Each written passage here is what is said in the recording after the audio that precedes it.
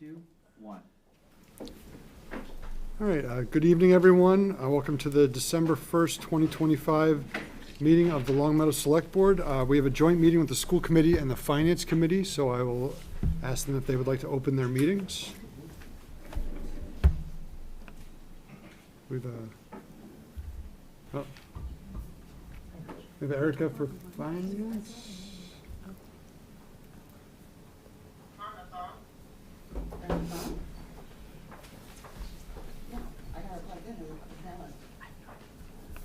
She doesn't have video, she's calling it. Okay. Erica, if you'd like to open up your meeting? Oh, that's my problem. I'd like to open up the meeting for the finance committee.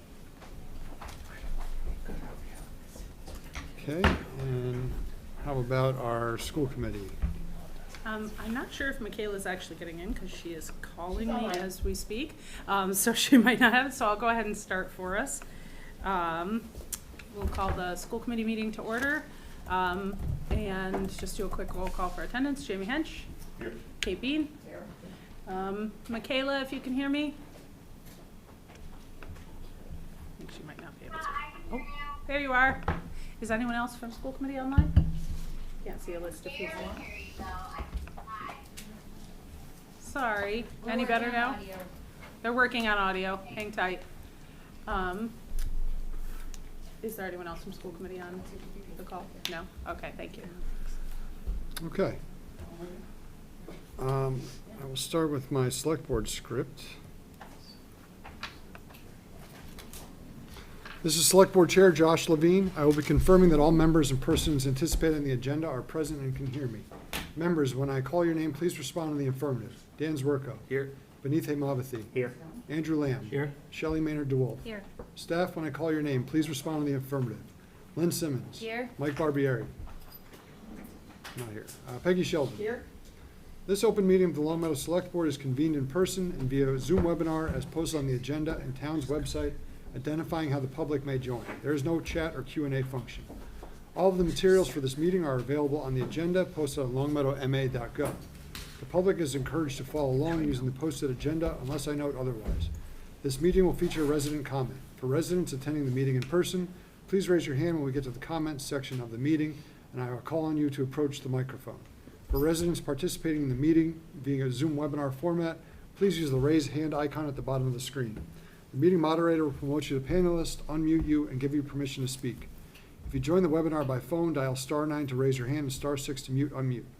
Residents who wish to speak will identify their names and addresses only. Each individual is afforded 3 minutes for comments. Please note that this meeting is being recorded and that some attendees are participating by video conference. Please remember to mute your phone or computer when you are not speaking. If anyone is in attendance is recording this meeting, please announce yourself now. Okay. All right, we'll start our joint meeting. And first off, we have the financial forecast presentation. Thank you, Select Board. My name is Ian Kyneton. I'm the Finance Director. This is a project that is a culmination of many months of work, and it started back in March. So Lynn and I went to a training by the Financial Management Resources Bureau that went over some forecasting templates that the Department of Revenue had built and gave finance directors, town managers, and administrators tools to better understand and interpret the data that they have in response to their financial information. So what I have for you today is a high-level overview of that model that was built. Now, this model looks at a 5-year historical and a 5-year projected for the town of Long Meadow. I'll go over today some things in particular, those things being a historical look at our revenues and expenses, a look at specific expenses being pensions, OPEB, employment benefits, school costs, and debt, and then give a broad projection as to the next 5 years and how that will look for the town and some important things that I want both the select board and residents to understand about the position that we're in and help make better decisions. Now, while They're working on pulling up the slides. I can give a broad overview of what you'll be looking at here. There won't be a lot of words. This is strictly graphs, and I hope to go over specifically what each of these graphs represent and are looking at. There's a lot of different data here, and there's a lot of data that isn't here. What you won't see in this presentation is any sort of sensitivity analysis or scenario driven. This is strictly looking at what we've looked at historically and what we have historically projected in the future. So there won't be anything in the way of special or odd predictions. Now, on top of that, this is something that is always in motion. With any kind of projections, the further out you go, the less accurate they become. So I caution anyone from relying on this data wholly, because there are many things that can impact the data over time. With that being said, I would appreciate if all questions were held to the end, as I want to make sure that everything is gone over within the presentation itself before we jump to any questions.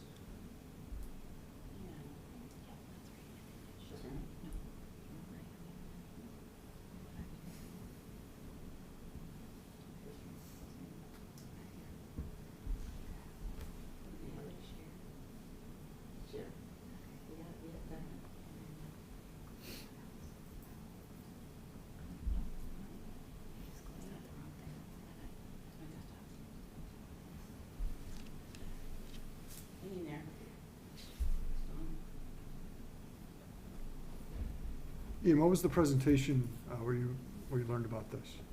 So there were meetings held in, I believe it was Munson, Mass. And what they did is they had two separate meetings where they went over, one, how to use the forecasting model, and two, different scenarios and tools that we could use within the model. So the eventual goal is to share this model with the board so you can see a multitude of different things. You can see historical revenues, state aid, local receipts, available funds, position control, which highlights the entire staffing of the town, COLAs, which will be helpful for future bargaining sessions within town unions, as well as a look at net school spending, snow and ice, and other things. This is a really encompassing database, and I think the important thing for me to realize is we have a lot of this data. It's just using it effectively. I brought also today our ACFR, which is the financial statements that are prepared by our auditors. Many of our data comes from this database, as well as within our Munis system, which is what our town accountant and assistant town accountant uses on a daily basis to do our budgetary basis of accounting. Can you go to the previous slide, please?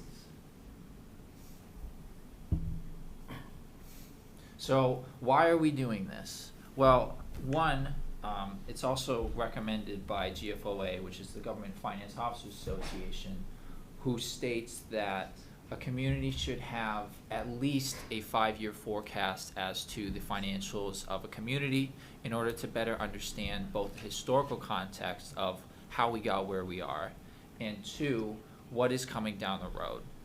So this model is hopefully able to allow you to understand the pain points that both Lynn and myself see, and create the basis for future select board decisions both within your purview and hopefully in the future.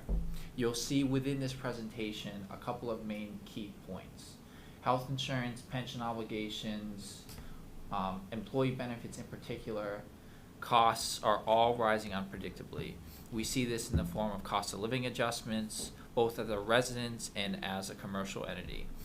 With a multi-year plan, we're able to link financial policies that are set by the select board to our long-range goals. These are both sustainability driven, housing driven, service expansion, so that we have a bigger strategy rather than short-term patching.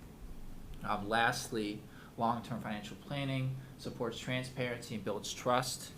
As both the select board and myself understand, the goal is ultimately to provide the residents the best understanding as to what we're looking at so that they can truly grasp the difficulty of the decisions we have to make and know that we look at their best interests at heart.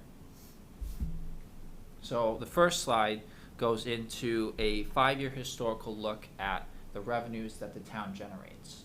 You'll see at the bottom, our biggest piece of revenue that we generate is the tax levy. So the tax levy makes up about 70% of the total revenues coming in. Now you might ask the question, within town reports, it shows closer to 80%. Now that is correct when we're talking about the general fund as a standalone thing. In this case, we're looking at the total revenues that are generated by the town. So what does that make up of? State aid, this is your Chapter 70 funding that the schools get. This is unrestricted general government aid. Local receipts, this is your motor vehicle excise tax. This is your investment income. This is your ambulance receipts. Available funds. This one's a little different. Excuse me. This is our free cash appropriations, any money that goes towards PEG access, ambulance reserves, bond premiums. So you see there's a very different amount each year as it comes to the different revenue breakdown that we receive. The biggest piece is our tax levy. The town is over 90% residential funding, so you'll see that the change in tax levy is very stagnant on a year-to-year basis, and there's not a lot of growth. This growth is normally driven by our new growth when that comes from additions that people do to their houses, and other projects held within the homes. Otherwise, you see small commercial entities and or industrial projects that buy new property, and that's also captured within new growth. So with this alone, you'll see that revenue is pretty slowly generating over time. So with that being said, going into our expenditures, you'll see on this slide, next slide, thank you. You'll see on this slide there are two, or I should say 3 main items that make up the majority of our expenditures. The first being education. This makes up the largest piece of our town expenditures. The next being debt service, and then following that is our enterprise funds and or public safety. You'll start to see as we move through the presentation that debt service is becoming a larger piece of our total expenditures. Peggy, can you zoom out just a little bit? Thank you. That's perfect. So, as you see over time, this continues to be a breakout of pretty similar line items. So you'll see your debt service in dark blue. You'll see your education in the light gray. You'll see employee benefits in the dark gray, which is what I'll lead into next. So just to give a broad overview of the expenditure detail for the last 5 fiscal years. Yep, thank you. So talking about education. Education is far and away the largest expense that the town generates on a year-to-year basis. This is both through the residents, as it is something that they demand and expect, and as well it is the goal of the select board and or past select boards to fund education as it is a hallmark of our town. Now, there's a trade-off with that. So the graph that I'm showing you is a school aid analysis. DESE, Department of Education, provides databases each year, which goes back to about the mid-90s, about what schools are required to spend their fund, what communities are required to spend on schools versus what they actually spent on schools. Now, from fiscal year 20 to fiscal year 25, Long Meadow spent over what was required by net school spending. Now, when I say net school spending, what is that? So there is the foundation budget, which is the minimum that schools are required to spend based on their communities. That drives a number of factors. That drives population, that drives income levels, amongst other things. I'm sure Marty could speak to it better than I could. But in terms of understanding, this is very important to see, not only for Longmeadow, but just to understand how are we comparing to other communities. It's one thing for me to say that we are spending more than what is required. It's another thing entirely to understand how do we compare to our neighbors. So, as a helpful piece, I compared Longmeadow in the past 5 fiscal years to a couple different communities: Amherst, East Longmeadow, Hamden Wilbraham, Northampton, and I threw Wellesley in there because I wanted to see how we compared. Hamden Wilbraham in the past 5 years has spent very close to, if not just over, their net school spending. East Longmeadow was very close as well, at about 107% to about 104%. Now, Longmeadow has historically spent about $5 to $6 million over their net school spending, compared to Northampton, Amherst. They spend upwards of 10 to 20 million over their net school spending requirements. So what that takes away from me is communities that want to invest into their education choose to, and the residents support this. The trade-off with this is other factors, but it seems that to me we are competitive in the sense that the communities that continue to invest in education will choose to do so despite the challenges that it might create. Next slide, yeah, thanks. So what's the other piece of this big cost that we have driven?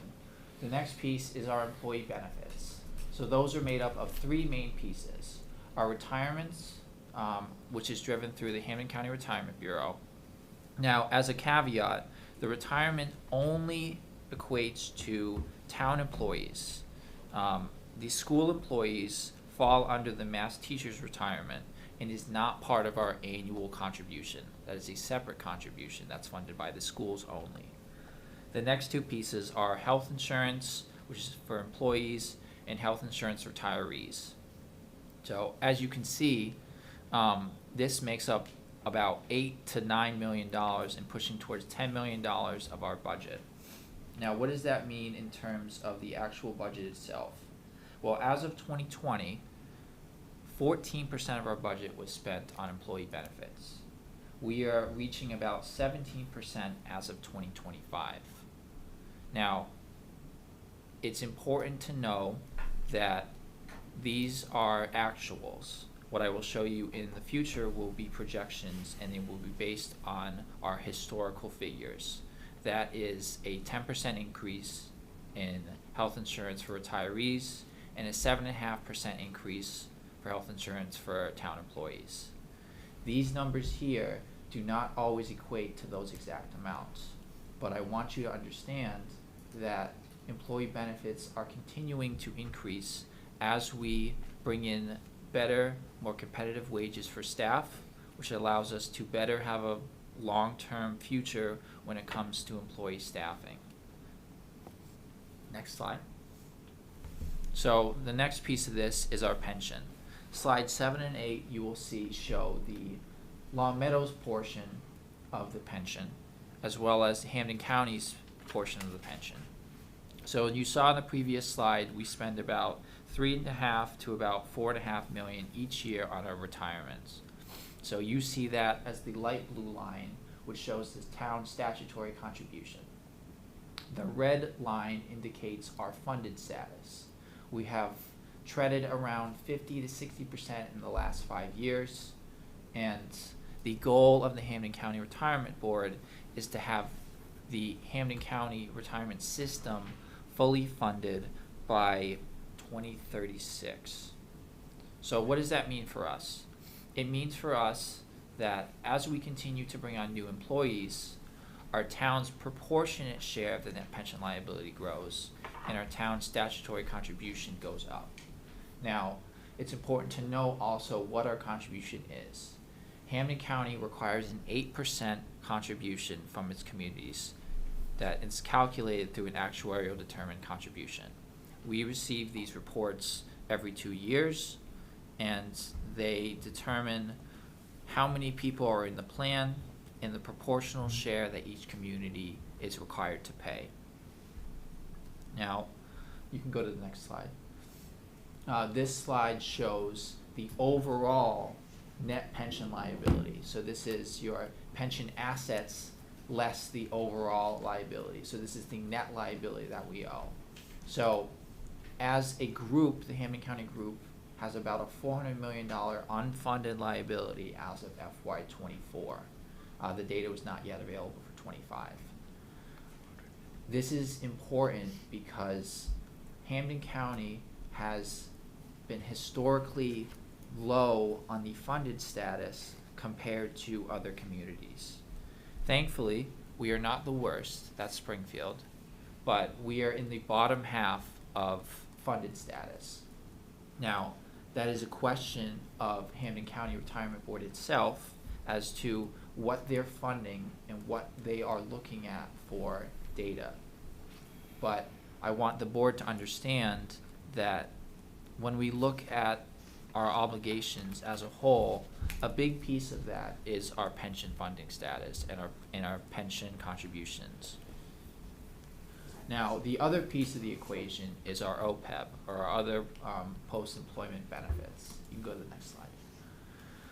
This is a pay-as-you-go system.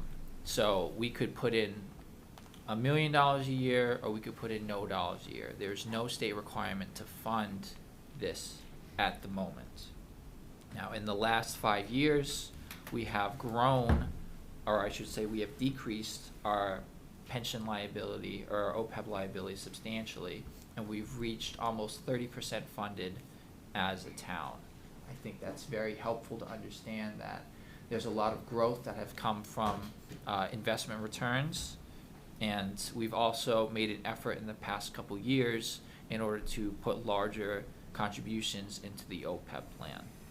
You'll see as we go on that it becomes harder and harder to fund OPEB at a full level given the different challenges that we faced in the most recent budgets. So what I want to instill on the select board is to understand that we are on a good trajectory, but we should still consider what our goal is in terms of funding the OPEB. If we want to do it in a more near term, that requires different considerations than if we want to push it back much further. The next slide shows our excess levy capacity as a percent of max levy. And what the heck does that mean?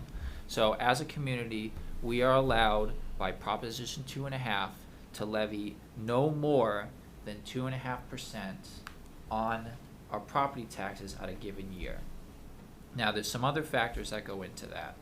There is new growth, which is on and above the 2.5% that we have. But there's also a maximum allowable levy and a levy ceiling. The levy ceiling is driven by 2.5% of the town's equalized valuation, which we can go no more than that. Once we reach that point, we would have to cut our revenue projections in order to get below that.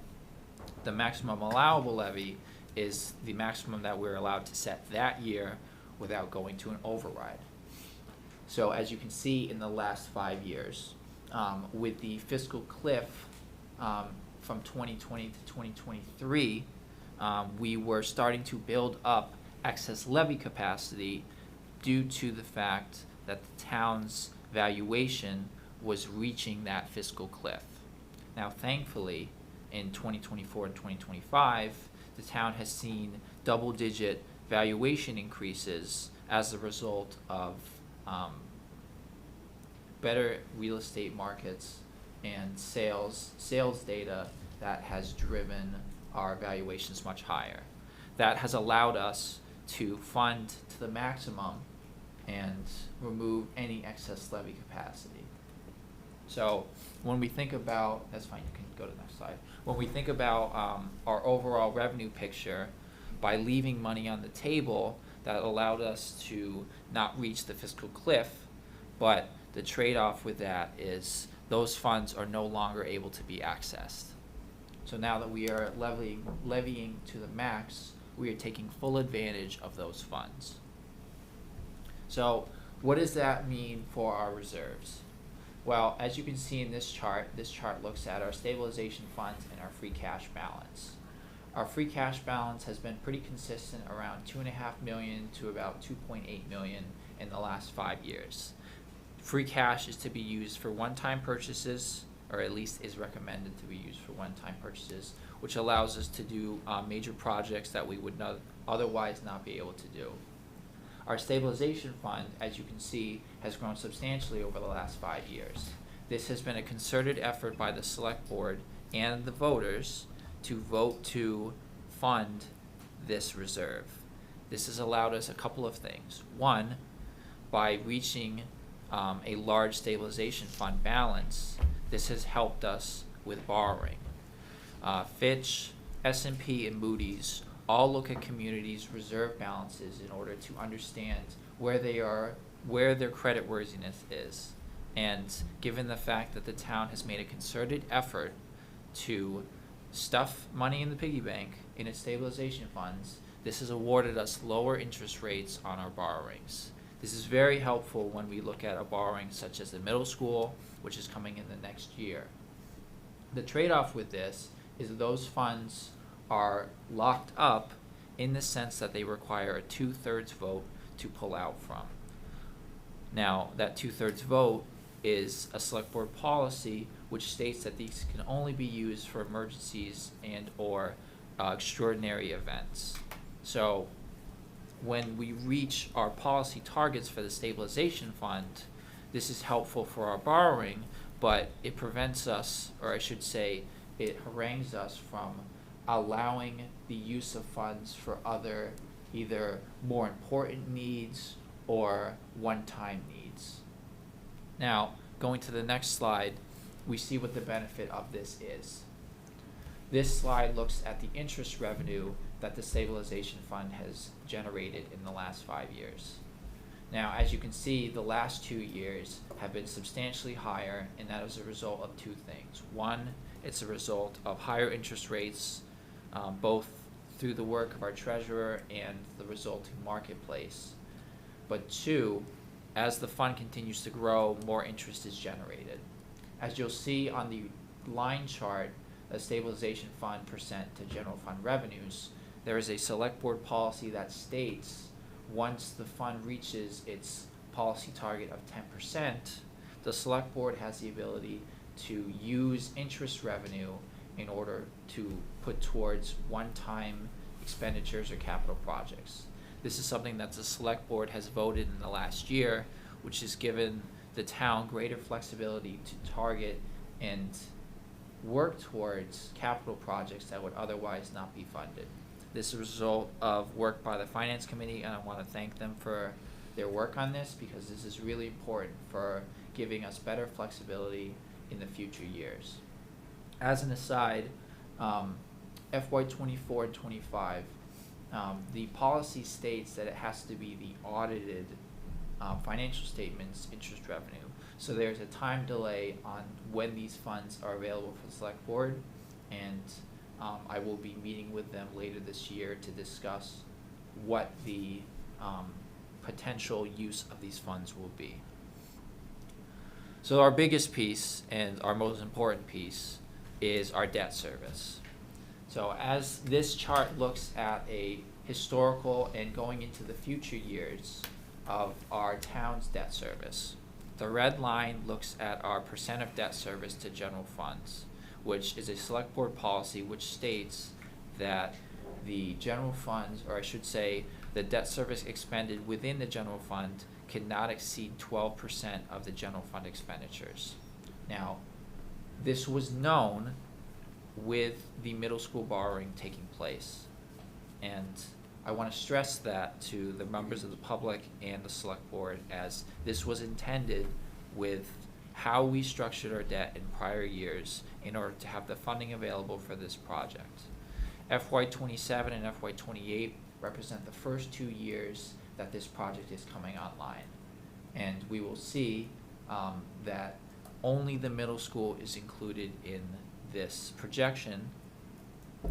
We have had some borrowings approved at prior town meetings, and those are not yet included in this projection due to them being enterprise related, and we will have some different discussions about those. I didn't want to include them in the presentation today. If you go to the next slide, I want to highlight what we're looking at for our debt. So there are two different types of debt, or I should say three, but in this instance, there is debt that's excludable. Debt that is excludable is the result of a town vote to have the life of the debt or the payment of the debt over the life of the loan excluded from the town's operating budget, whereas it is paid for through the residents through property taxes. This is what we have historically done with larger projects in order to not limit the flexibility of the operating budget on such things. As you'll see with the light blue line, total debt service not excluded is relatively small in nature and is for our smaller projects that might have a 5 to 10 year life cycle, so that we can continue keeping our borrowing capacity at a consistent level. As you'll see with FY20 through 26, there is a concerted effort by my predecessor to keep this debt at a manageable level, and this was intended for the middle school borrowing that is taking place. The next slide shows our Proposition 2.5 debt service specifically, and I'll highlight the red line which shows the excludable debt to property tax. This is another select board policy which states that the percent of excluded debt to property tax shall not exceed 12%. Now, this is, again, the result of the middle school borrowing, and is something that we have spoken to our bond counsel and Moody's about in our most recent ratings call. They were anticipating this, and it is something that they are aware of. In terms of the actual future borrowings, it is what I want to let the select board know is that with our policies in place, there will be a review of the debt management policy later this month in order to better figure out what we want to do with future borrowings in order to make sure that we stay within our policy targets. Now, with all this talk of debt, we also have to look at what our capital improvement plan looks like for projects that are not funded either through our capital or future borrowings. This is a slide that was taken from our FY26 5-year plan, which highlights what underfunded or non-funded projects that we have that need to be addressed in the foreseeable future. As you'll see, the brown bar on the bottom represents how much we are estimating to put towards capital in the next 5 years. That number does not go very far when you have $40 to $50 million obligations through facilities, general projects, enterprise funds, grounds work, and public safety. It's very important for the public and the select board to understand that there are choices that we have to make, and we make the best choices given the information possible, and we cannot fund everything. It's just not possible to do. With that being said, I want to show the select board and the public on the next slide what it looks like going forward for our revenues, expenses, and costs. The first slide looks at a projection at our revenues going forward into FY31. Now, I highlighted earlier that as we go further out, the revenues are less reliable due to the fact of many different factors of, unreliable data sources or changes in the marketplace that are unforeseen.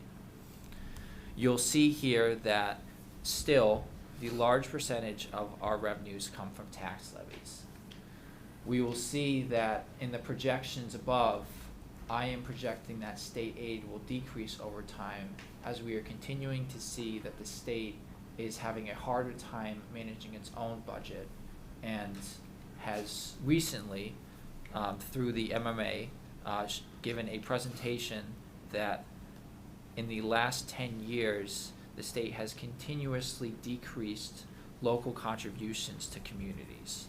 That results in less dollars going into communities like Long Meadow, and I wanted to highlight that as we look at revenues going forward. Local receipts is pretty consistent year to year. However, I want to highlight that within those local receipts contains the MGM funds. The MGM funds are something that is going away in the near future, and I will have a separate slide and or presentation for the select board as to ways that we can handle that going away in the future. We can't rely on those funds forever, and we need to make a plan in order to address those. The next slide looks at our projected new revenues, both in the form of taxation and state aid. So the big thing I want you to take away from this is we generate about $2 million of new revenues each year for the foreseeable future. When we think about contractual obligations for the school, when we think about union contracts, COLAs for staff, it doesn't go very far. And this is really important to understand when we're looking at ways to balance the budget when it comes to things like OPEB, when it comes to funding new positions, when it comes to projects that the town wants to take on. It's all difficult to look at, and especially as we see these revenues are not growing substantially.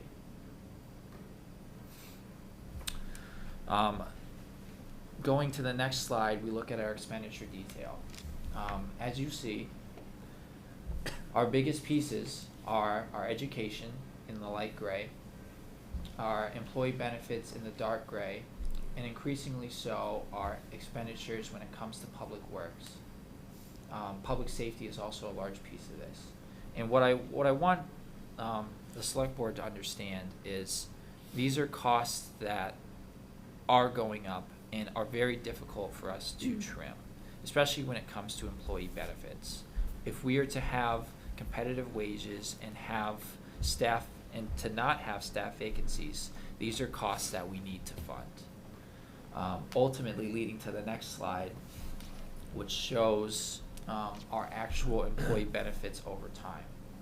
So the important thing that I want to highlight to the board is at our current trajectory, 20% of our budget will go towards employee benefits by 2031. That is not a small amount of dollars going towards things that are contractually required, and that makes it that much more difficult when it comes to balancing our budget in future years. The next slide looks again at our school aid analysis going forward, and as we see, our school numbers continue to grow, and that is the result of concerted effort by the town to fund these dollars. This $5 to $6 million is something that we have voted on consistently, and the trade-off with that is there are other things that go unfunded. This is not an attempt to say that these are the wrong things that we are doing. I simply want to point out that this is an important distinction for the public to understand, that by choosing to fund education at the levels that we are, we forego other things. And if that is the goal of the public, then we will continue to do so, and that will be the resulting action. Now, I hope you guys take away from this that there are a lot of considerations that go into future budgets and also planning when it comes to both long-term planning and short-term planning for various different issues. And I realize that this is not even scratching the surface of all the different data sets that I look at when it comes to setting our budget. But I hope this gives you a high-level overview of what the decisions are in the foreseeable future when it comes to both revenues, expenses, and the costs that the town will have. All right. Thank you very much, Ian. take a breath.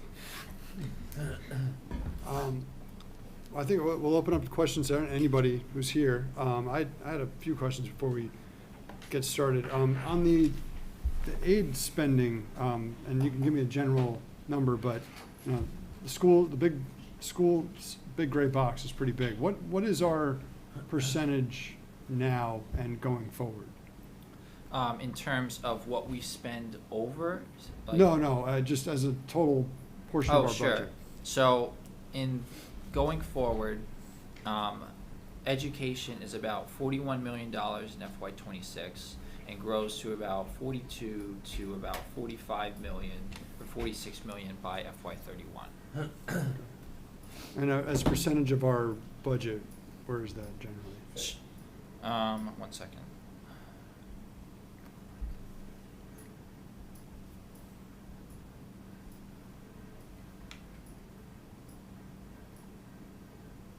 Slide number 10? No, it's not within the slides.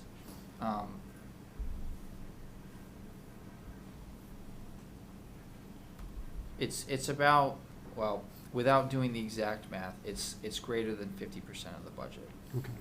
And I'm not, that is not a No, knock that's- on anybody. yeah. It's just it's something that comes up in discussions in our town a lot. It's 51% for '26. Okay, thank you. Yeah. The expenditure, or I'm sorry, the revenues, the projections, I know you're being conservative, that you're not including any of the things that may be in the pipeline, including the church Correct. redevelopment, anything at Correct. Glenbrook. Okay, and so, you know, I know that we've had some interesting presentations lately, and most of our presentations are like this, which are a huge bummer, and about what a pickle we're in. But we had one recently on the town buildings that are being underutilized and how that's maybe a potential revenue source, or I know we have a big decision coming up with Glenbrook. And these are not things that are going to happen tomorrow or next week, but if you look at the way our expenditures are going, it's a runaway train, and we know that it's 3%, there's contractual step-ups, and a lot of that is because we have the best schools in the area, and we fund that incredibly well, and I'm very proud we do that. And so we have to pay our teachers well, and our administrators, employees, but also for other issues that we have in town that we want to do better about, like the DPW, police, fire. We've made a real concerted effort to pay people well so they come to us and they stay here. But part of that is they get raises every year, and there's nothing we can really do about that. So I just, to me, this says, well, let's keep an eye on revenue sources and see what we can do about that, because we don't have a whole lot of choices. And so it's just something I think as a board and everyone in town should be keeping up in their minds. Anybody else want to speak, or anybody else from the other committees? I have a follow-on to some of your comments. So I appreciate this. Is really good, Ian. So as Josh was kind of alluding to, there's certain things that are in it that are positive and aren't in it that could be negative. But I think the message is clear. Personnel, employees, employee benefits, it's like the biggest thing. And all these other little things, new growth, your point is well taken, that those are very minor. And even like a Glenbrook property or the old town buildings, those are things that might be helpful, and those aren't in it, but I'm sure they'll be minor. By the same token, you didn't include future borrowing besides the middle school, like other roads, sewers, water mains, fiber, things like that. So that's kind of on the negative side of the ledger. I thought maybe Marty could comment on, like, again, this is probably a minor thing, but like, can we expect some like economies of scale by consolidating the middle school into one? Like, what order of magnitude do you think that would be? Would it be quite modest? Would it be more than I think? Yeah, I'd say the way I framed it is sort of on the operational side in terms of food service and maintenance of the building, which is obviously a town expense. The buildings and grounds, there'll be some savings there. I think in terms of educational staffing, I've thought about this as a way to better use, to more efficiently use existing staffing levels to better serve kids. I think right now we have a staffing model that doesn't optimize, the staffing levels that we have. So in a combined setting, we're going to be able to better serve kids with the staffing levels that we have. But I'd say in terms of maintenance and operations, I would imagine there'll be some economy of scale, for sure. So are you saying, I'm sorry, so with regard to teachers and that won't change that much? Obviously, that's understandable because the number of students is the same. Yeah, But maybe administrative and janitorial. I'd and say maintenance. it puts us in a place where we can use existing staffing levels in more purposeful ways. Okay. I would not anticipate that it would lead to reduced staffing levels among teaching staff. Right. Yeah. So I think that kind of, to me, lays out the things that are missing from your presentation, which admittedly are small in comparison to the big picture, which is we're fighting a very difficult wave of, when we can only go up 2.5%, and wages are going up 3% contractually, and then 7.5% to 10% for health insurance. We're just continuing to try to do our very best to triage and prioritize. Thanks.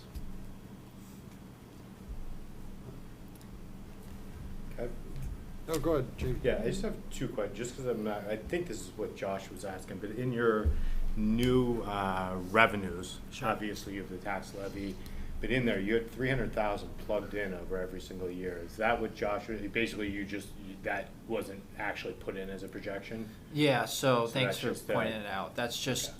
conservative numbers as to what we have for new growth on a year-to-year basis. You'll see in the presentation for 27 that this is a little heightened, or I should say this is lower than what we're projecting right now, but historically we've seen about 250 to 300,000 of new growth on a So year-to-year that's why you basis. plugged 300 across 5 years, Yeah. but that's just Yeah, completely. it's very hard for me to estimate what new growth will be without looking at comps on a daily basis. Got it. And then my second question, because I didn't quite, I think I was hearing you right, but I didn't quite follow. So you threw out Hamden, Wilbraham, East Long Meadow, they were spending at what was required by the state? Yes. Wellesley, Amherst were 10 million over? or Wellesley, 5 million Northampton, and Amherst were 10 to 20 million over. over? And then we're 5 million over? 5 to 6, yeah. And the thing I think that ties all that together, did we spend well, or where are all those schools ranked Yeah. within the Yeah. state? I mean, I'm fine if you spend flat, if you're at the top of the state. It seems like we're probably spending a little bit above, but I would say we're probably ahead of the Wellesley and the Amherst from an state. We gotta be in that realm. I think I want to get together with Ian on the comparison of net school spending to actual spending. My understanding is in the case of Hamden, Wilbraham, and East Long Meadow, that they are above required net school spending levels as well. So I don't know if we're talking about required net school spending versus actual net school spending, but most districts go well beyond required net school spending. So if you were to look at the ranking of districts across the state, we're probably middle of the pack in terms of the amount above required net school spending that we go. Got it. There are districts out east that are spending 100% above required net school spending. There are urban districts that are probably right at net school spending. So I think. I almost think in comparing more to Western Mass is Yep. more fair as to who we're competing against, who, are we beating them, or are we not beating them based off of what we're spending? I mean, I almost look at it as like your neighbor. He puts up something, spends $100,000, it basically makes everybody's property go down. That's probably not a good spend, but are we spending well and we're getting what we expect, right? So at last year, at our budget presentation to the school committee and in the public hearing, we presented some per pupil expenditure rates, and we can bring that back Yeah, to the just as- committee and to the select board. I think that the case that I was trying to make last year is sort of the bang for the buck that we're getting. I think there are many districts, even locally, that are spending, well beyond what we spend on a per pupil basis. I remember some, yeah. And I think the other thing to think about is Chapter 78 has increased, although we all kind of recognize rising costs in all areas.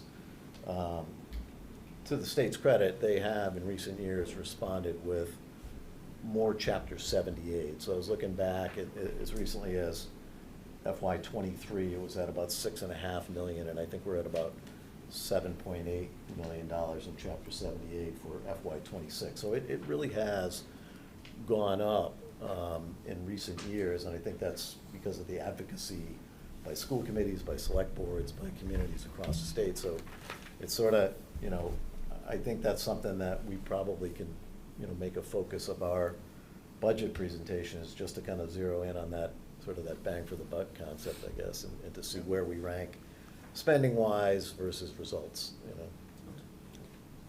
Nicole? I was just thinking back to what you were saying too about percentage of town budget. I'm not sure if we have those numbers for other towns as well, but my understanding is that for most towns in Massachusetts, they're looking at between 50 and 65%. Yeah. Often more like 55 to 65% That's of their correct, budget yeah. is their school departments. So this is not unusual as a town. For us, if anything, we seem to be maybe a little on the lower end there as percentage of the budget, and it speaks to that need to continue that advocacy for Chapter 70 funding to keep up with the pace of increased costs as years pass, because think- that is an important factor. And as Marty had said, the state has done pretty well with increasing those numbers, especially from what we see as our early numbers to where we finally land. And hopefully we'll continue to see that need met. Right, and in a place like Longmeadow, we're in a particularly tough spot because our property values are high for the area, but statewide, they just aren't. And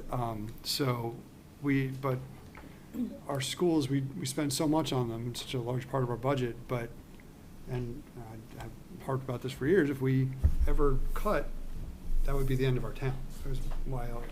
That's what people are here for.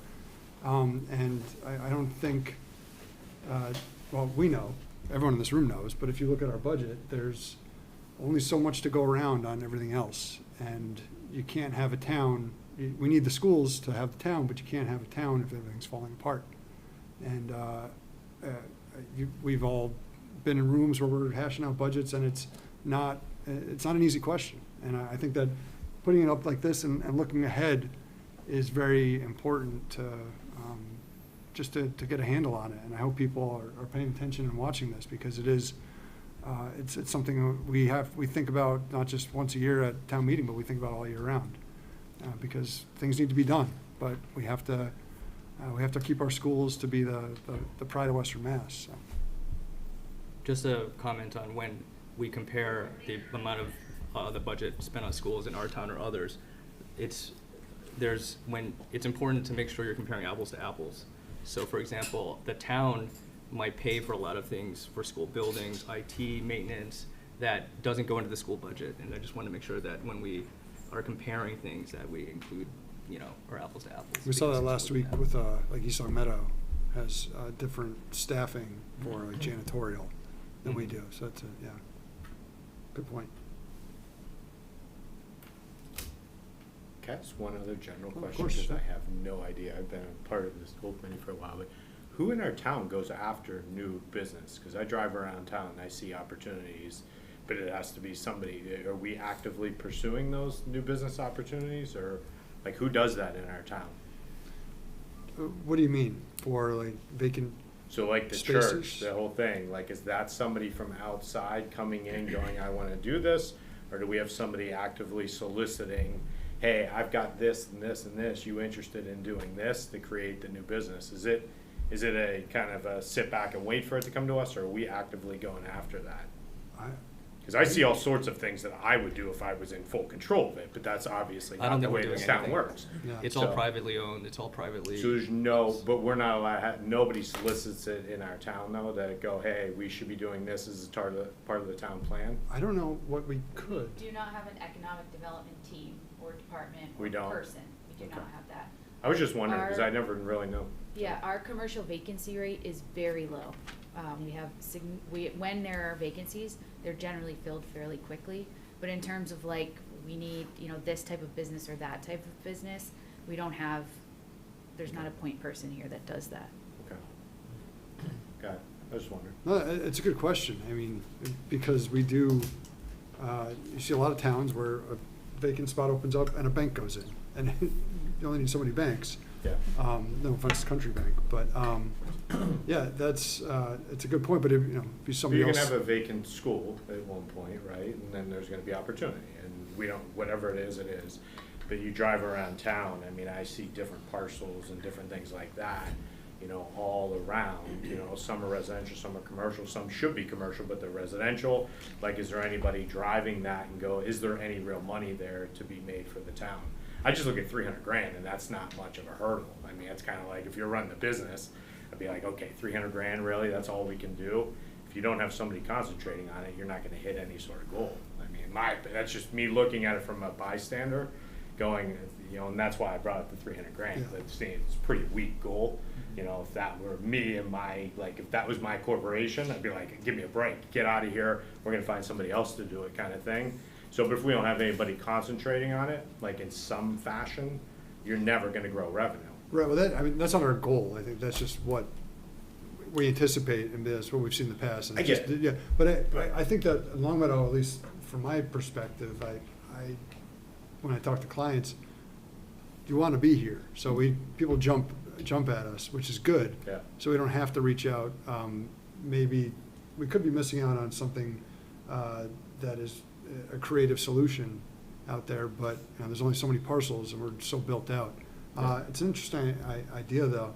The other thing, and that I forgot to bring this up before, on new growth, I wonder, we have no ADUs still, and I do wonder, that could be, it's slow across the state, I was reading today, but that could be a driver, but also it could bring more children, just more services needed for school, more teachers that we can't necessarily handle, but it's also that if people want to put in ADUs, they can, but it raises tax revenue in our property base.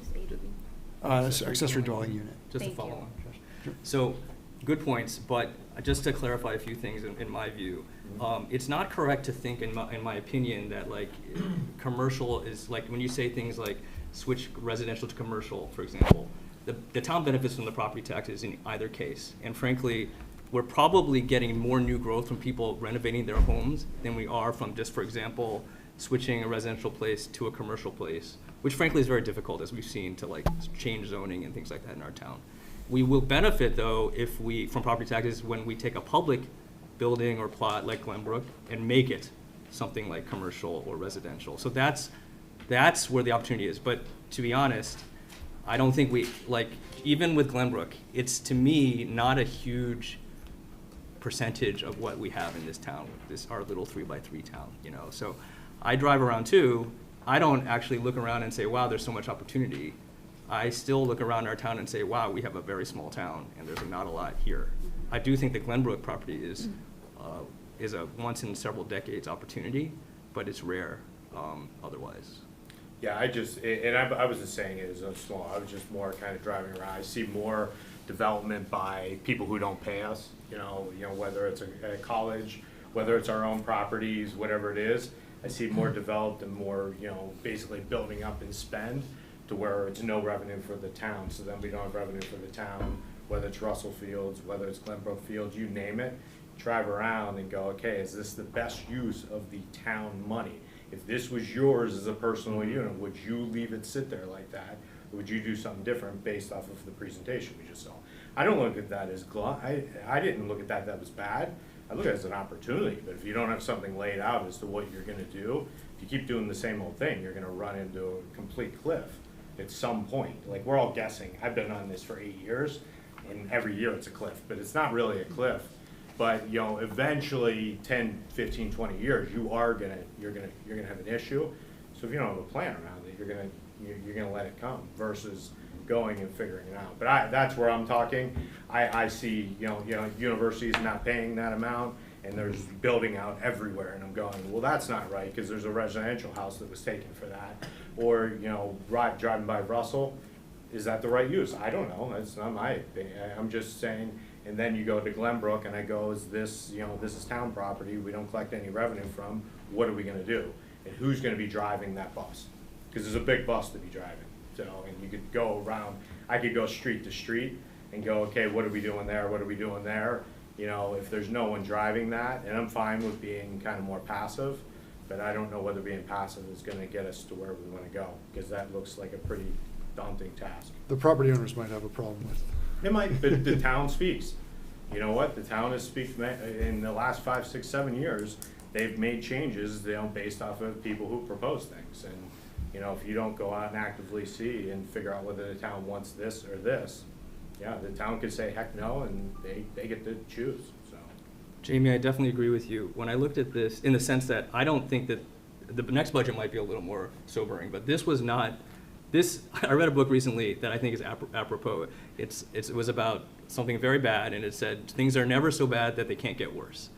This could be much worse, and what could be worse is that in 5 years, we've been so lucky that the valuations in town have gotten us back away from the tax ceiling. If all of this was compounded with getting close to tax ceiling again, we're in big trouble. So it could be much worse. I'm with you. Oh, thanks, guys. Or just a comment, and I know, Ian, to what you're saying, we have to look at every opportunity to help us, and whether that's revenue or, I know we've talked about staffing optimization with many other departments, but Lynn, this is a question for you, and not to put you on the spot, but something, I don't know if we're thinking about or if we've done, but kind of operational efficiencies across all departments, looking for ways for us just to do more with less or do more with the same. Have we done exercises like that, department by department? The most recent example would be DPW, where Mhm. we've done it, both the staffing structure, but also across the different enterprise funds to make sure that we're, allocating them properly. But Even just like processes that we do here is, I know with automation, you know, technology, is there a way for us to kind of reduce some of our expenses or what we spend on? I think what we're looking at, and based on this, every little bit's gonna help us get to where we need. I just didn't know if we've started exploring any of that yet. Yes, but it's not as clear cut of an answer. Mhm. There's some work that we're doing, and IT is here tonight with us, but there's some IT related work we're doing Okay. specifically in our HR department to Yeah, add that some was one of the efficiency, but it's spaces. been a long process. Yeah, okay. Anybody else before we move on to this year's budget? Okay, thank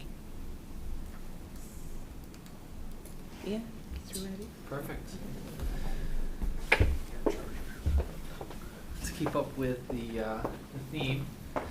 So tonight will be the kickoff of the FY27 budget assumptions. How this works is this is our first look at what Lynn and I are projecting for FY27 when it comes to the general fund itself. I want to note that this is the first stage of the budget, and a lot of these are estimations. So as we get our data in from our department heads and we get our salary and expense budgets, this will be more fleshed out. So I implore you to use this as a guidepost and not a be all end all, and I'll get into this. So as we saw in the presentation, the sources, our biggest piece of this is our 2.5% increase allowed under Prop 2.5. This is in the assumption that the select board will seek to levy to the max, and this will generate about 1.5 million of additional revenues. In our new growth estimation for FY27, we had actuals in FY25 of 366,000 for new growth. So we bumped up our new growth estimation up to 350 in the anticipation of additional projects and work being done around town.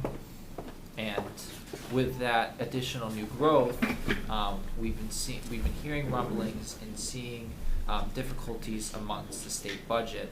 So we moved our projection from 4% down to 3.5%, and this we'll see in the form of reduced unrestricted general government aid in Chapter 70 funds. Now, just as a note, we won't get a better idea on this until mid-January. The governor will release her budget usually around the second to third week of January, so we'll have a better idea of what we can estimate state aid at. Going further, the other pieces of our Is that right?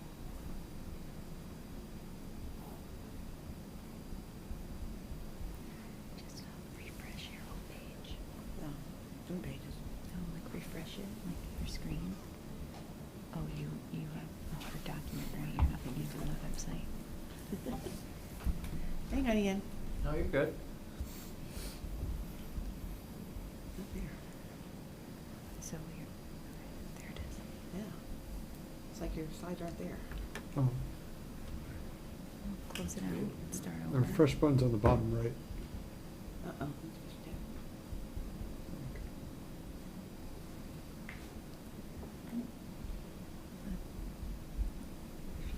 Well, I'll talk out loud. So estimated local receipts, we're expecting an increase of about 290,000 for local receipts. These are predominantly from our motor vehicle excise taxes.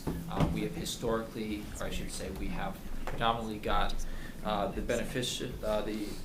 we have received the benefit of growing interest revenues due to higher interest rates, as well as other things like our ambulance revenues continue to grow, which helps drive our general fund revenues.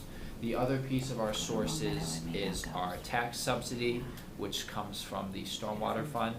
When we originally created the Stormwater Enterprise Fund, there was a subsidy from the general fund, which allowed the enterprise fund to operate.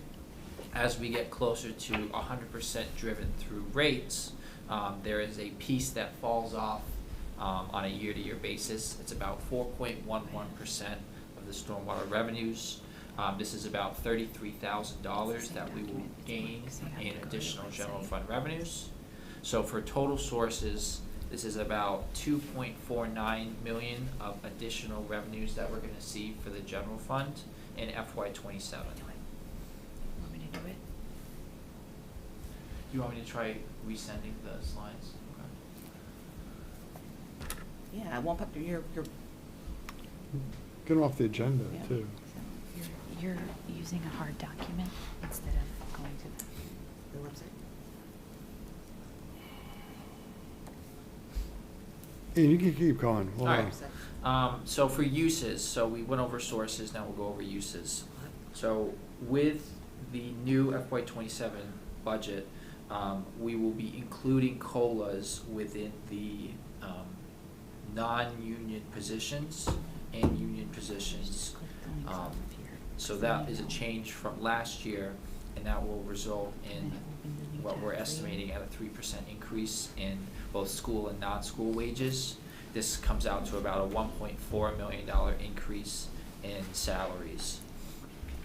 We have historically limited our expense increase to about 0.5%, which comes out to about $89,000. Obviously, this will be much higher than this, as inflation has been around 3 to 4% in the last 3 years. So this is something that we have historically budgeted on the conservative side, but we understand that this is something that we'll need to prioritize as we get closer to the budget. Oh, perfect. The next piece is our employee retiree benefits. As I went into in our presentation earlier, this is a large piece of the general fund uses. We have to fund our retirement at 8%, which comes out to about $400,000. This is required through our actuarially determined contributions by Hampden County. We are estimating a 7.5% increase for our liability insurance, as well as our employee health insurance, which is through our Scantic Valley Health Trust. Our Scantic Valley Health Trust manages the Town of Long Meadow's employee and retiree health insurance. And as we've seen across the state, there have been large increases in health insurance costs due to new pharmaceuticals, as well as the impact of retirees entering into the system, which drives up costs. Especially with COVID, there was a large influx of employees who retired who drive up costs across the board, and we're seeing this not only in Scantic Valley's plan, but also in the GIC and Maya's health insurance plans as well. So we're estimating about a 10% increase, as we saw a 10% last year. Medicare comes out to about 3%, and our OPEB funding, as estimated, is about 1.14% of the levy. This is spelled out in our select board's operational policy for OPEB, as we are trying to reach 2% of the levy. This comes out to about a $530,000 increase for FY27. The capital contribution increase, So this looks a little strange as the reason for this large increase is due to the fact that in FY '26, capital was not fully funded. We only funded about $1.5 million of capital due to our efforts to balance the budget. So in order for us to fund capital at the full amount for '27, this results in a variance of about $780,000 for capital. In total, this would be about $3.8 million of general fund uses for FY '27 as an increase, which comes out to about a $1.3 million deficit for general fund as of today. Now, I want to highlight that this deficit is largely caused by the increase in capital contributions. If we did not have that large of a contribution, as it's normally between 50 to 70,000 on a year-to-year basis, our deficit would be more in line with what we've had historically. On the next slide, I show kind of a historical look back at our projected deficit at the budget kickoff and compare that to where our state aid numbers are at. We have largely seen that state aid has been favorable to the town in recent years, and as of the last 2 years, we've used that state aid to replenish either the schools or capital projects that otherwise would have been cut through planning of the budget. Now, as I said earlier, we don't know what our finalized state aid numbers will come in at. We will have a better idea mid-January, but the ultimate compensation committee does not finalize the state budget until June, which will be after our budget is finalized. So right now, we're going with about $324,000, which equates to about a 3.5% increase in state aid. So with that being said, we have a large hole to fill as of today. So on the next slide, I go over what that looks like. So with a preliminary deficit of about 1.34 million, there are a couple things that go into that. So if we were to look at our general fund operating budget, which is about 83 million, we'd have to take out things that are non-negotiables, things that the town is obligated to fund. Those being debt service and employee benefits. That makes about $22 million of the town's operating budget, which leaves the departmental piece of the general fund operating budget of $61.1 million. Now, this is not our intention, but as a illustration of what, of what could happen, and I did a analysis as to if we were to allocate to departments, if nothing changed, what would be required to trim from the budgets in order to fill this hole. Now, I want to just highlight the schools in particular because that 69.1% might seem confusing given what we talked about earlier with it being between 50 and 55%. This 69% comes from the removal of our non-negotiables, our debt service and employee benefits, from the total general fund operating budget. So the general government, public safety, community services, public works is a higher percentage given the fact that these large non-negotiables are not included in the budget. Now, it is important to illustrate this impact, but it does not reflect what we anticipate the final budget to be. I simply want to make folks aware of these are the difficult decisions that we look at when we're projecting deficits, and we have to figure out the best solution for this. The next slide goes over some final considerations as we start the budget process. This will be the first year of budgetary impact for the middle school. So as the plan in place, the middle school will be starting sometime in summer of '26, and the borrowing will take place beforehand. I'm currently working with our bond counsel and financial advisor in order to make sure the documents and borrowing is in place before that. As I said earlier, there's uncertainty in state aid. With everything going on with the federal government, Massachusetts has been struggling with cuttings of federal aid, and that trickles down to the local and state level where communities are seeing, or at least projecting, lower revenues coming in from the state. That is something that we need to consider as the budget is developed, and hopefully we will see that to be favorable on our end, but it's not something that I'm anticipating. Further, I'm going over the economic uncertainty and employee benefits. If you could go back, Peggy.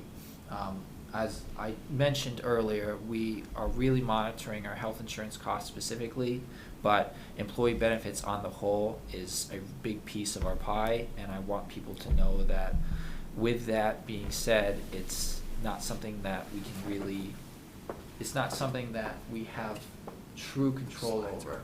We meet with Scantic Valley in order to set our rates in January and February, so I'll have a better idea of what the true cost in the town will be, but anticipate that this will continue to be a growing issue going forward. Finally, temporary revenue sources. I mentioned MGM. MGM goes away in 2034, and the Public Health Excellence Grant, which covers a large piece of our health department's budget, will be going away in 2035. And these are things that we need to start making plans for, so that the budget is not impacted by large swings in revenues.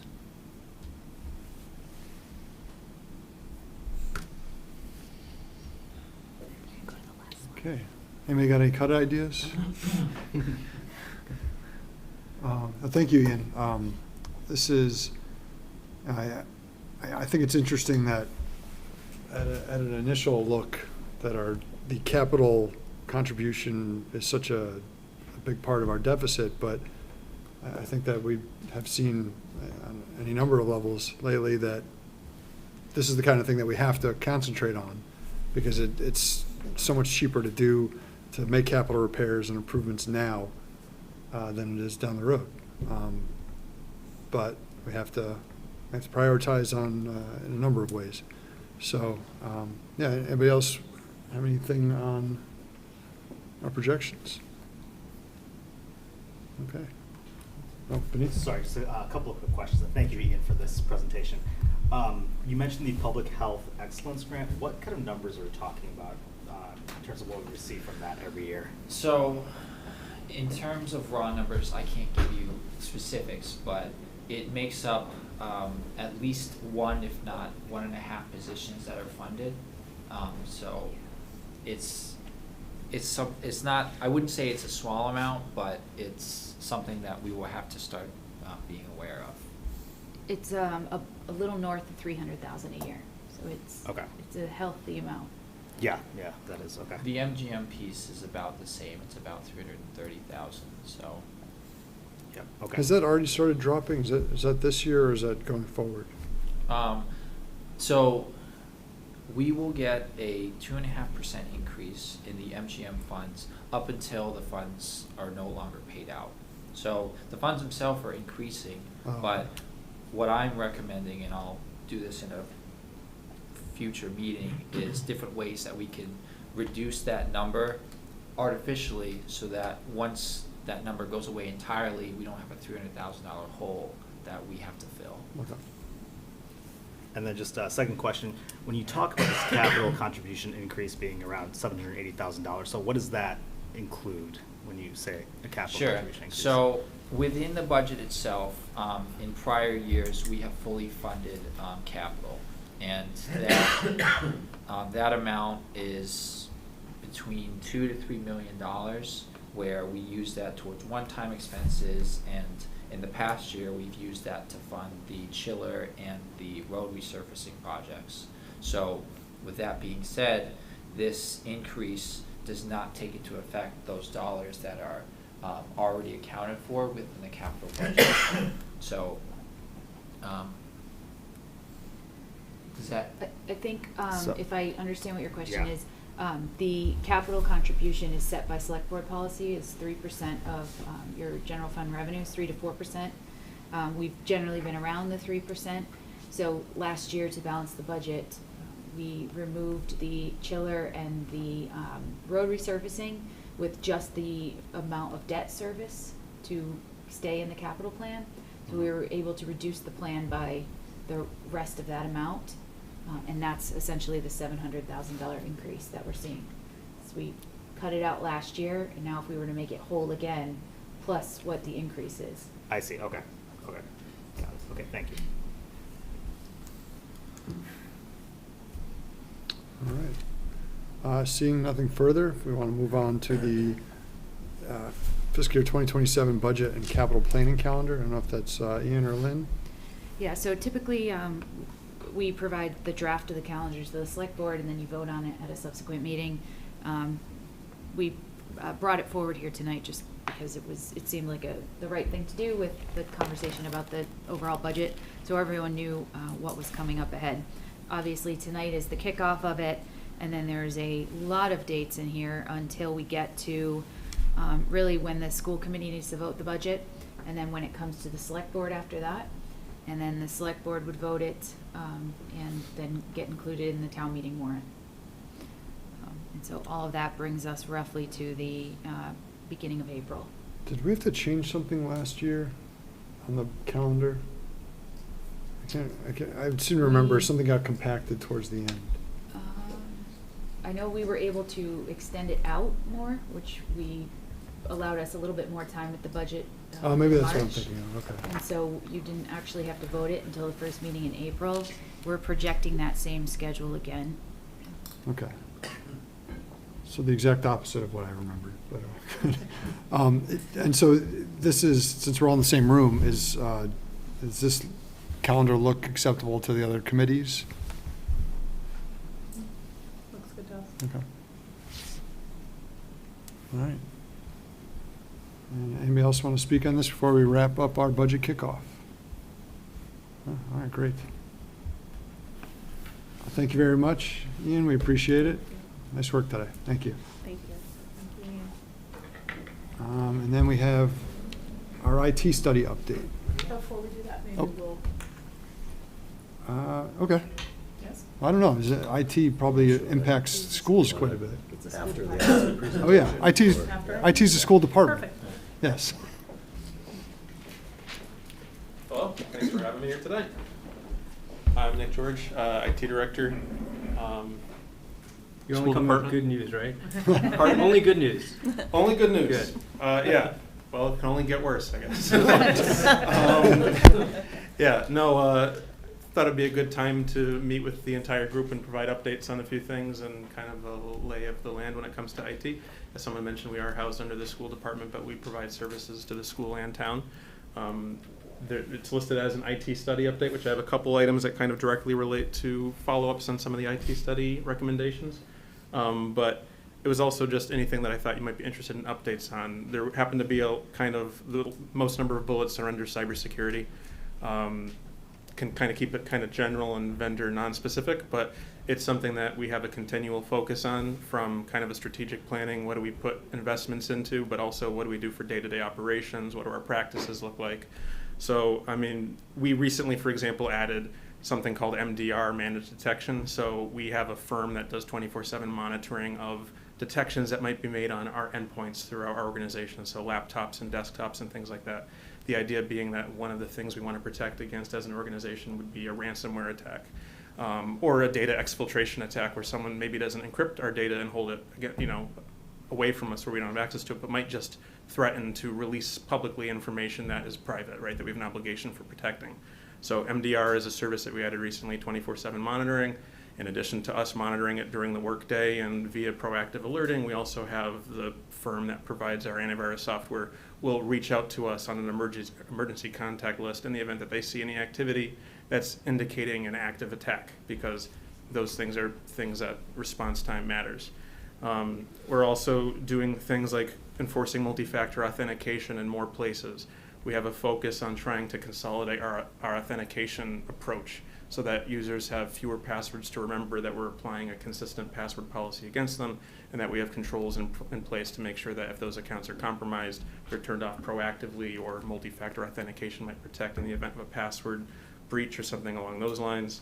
We recently signed up for MS ISAC management, which is the multi-state interdisciplinary security sharing.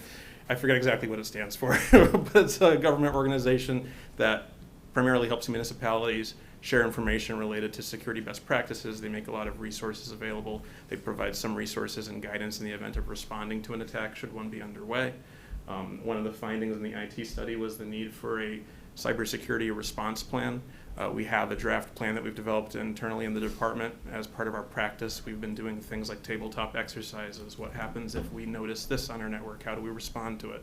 So we have, at a basic level, a document now, frankly, that we pulled off the shelf to start with from a reputable source and then began modifying to suit our needs. Who performs in the various roles? How does this relate to municipal operation? So in the event that we do have something that appears to be a cybersecurity incident, we're not starting from square one of what do we do. We kind of know who do we reach out to at the government level, what tools do we have in our arsenal for responding to it, who do we notify internally, how do we begin triaging that and preventing an attack from spreading. Also, when it comes to data privacy, for example, this is more on the school side, but we have an obligation to make sure that the different software platforms and web services that we use are adhering to certain standards for data privacy, that they're not using student data, for example, for monetary purposes and collecting data that we don't want them to collect beyond what we've agreed is appropriate for the delivery of the service they're providing. So we're a member of a student data privacy consortium, and we've been using that as kind of a filter for any tools that there's interest in the school system. If a teacher or someone within the school system identifies a tool that they want to use, they are not allowed by policy to do that. They come to us, we check with the Student Data Privacy Consortium, see if there's already an agreement with the vendor. If not, we can pursue that if it makes sense to engage with that product. In some cases, it just provides a good way for us to consolidate the requests and have a bird's eye view of what's being used and what do people have a need for, and it lets us direct them to use the resources we already have rather than adding, an additional service or complexity, for example. So when it comes to also cybersecurity, I kind of look at that as the ability to provide operational continuity to the town in the event of something. Is it a cyber attack, or is it like a snowstorm that takes out infrastructure? So we've also been moving more services to the cloud when it makes sense with the vendor, so that we're not relying on internally housed hardware and systems that need to be maintained that are in a location that could be impacted by some kind of disruption.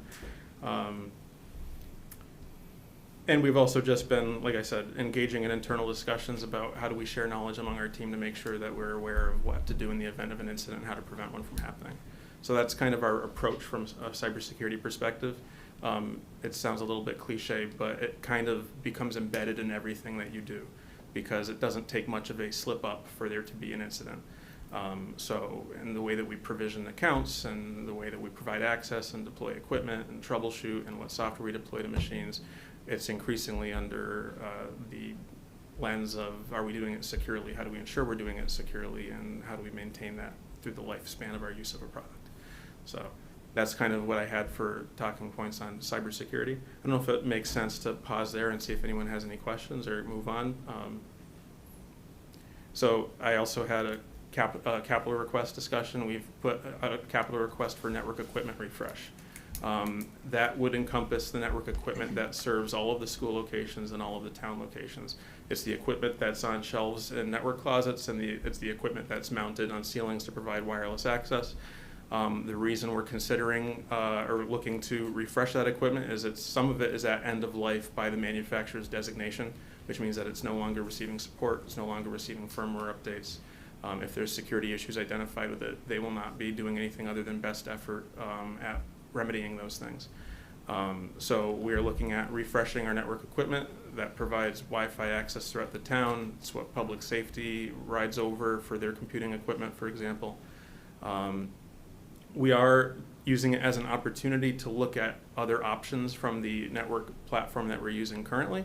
The reason we're doing that is, though we're happy with the platform we're using, one of the things that we're trying to get away from are software subscription costs and licensing costs.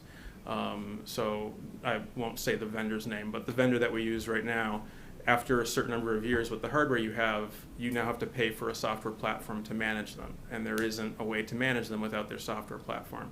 So certainly they use it as a way to incentivize people to approach the next upgrade cycle. There are other approaches that we can take with different networking vendors that don't have that burden, where we don't need to pay a software subscription cost. we've kind of prioritized looking at those vendors as alternatives. It would maybe put us more in the driver's seat when it comes to the network refresh cycle that we want to take for equipment. We could make a decision based on whether it's still serving our needs or not.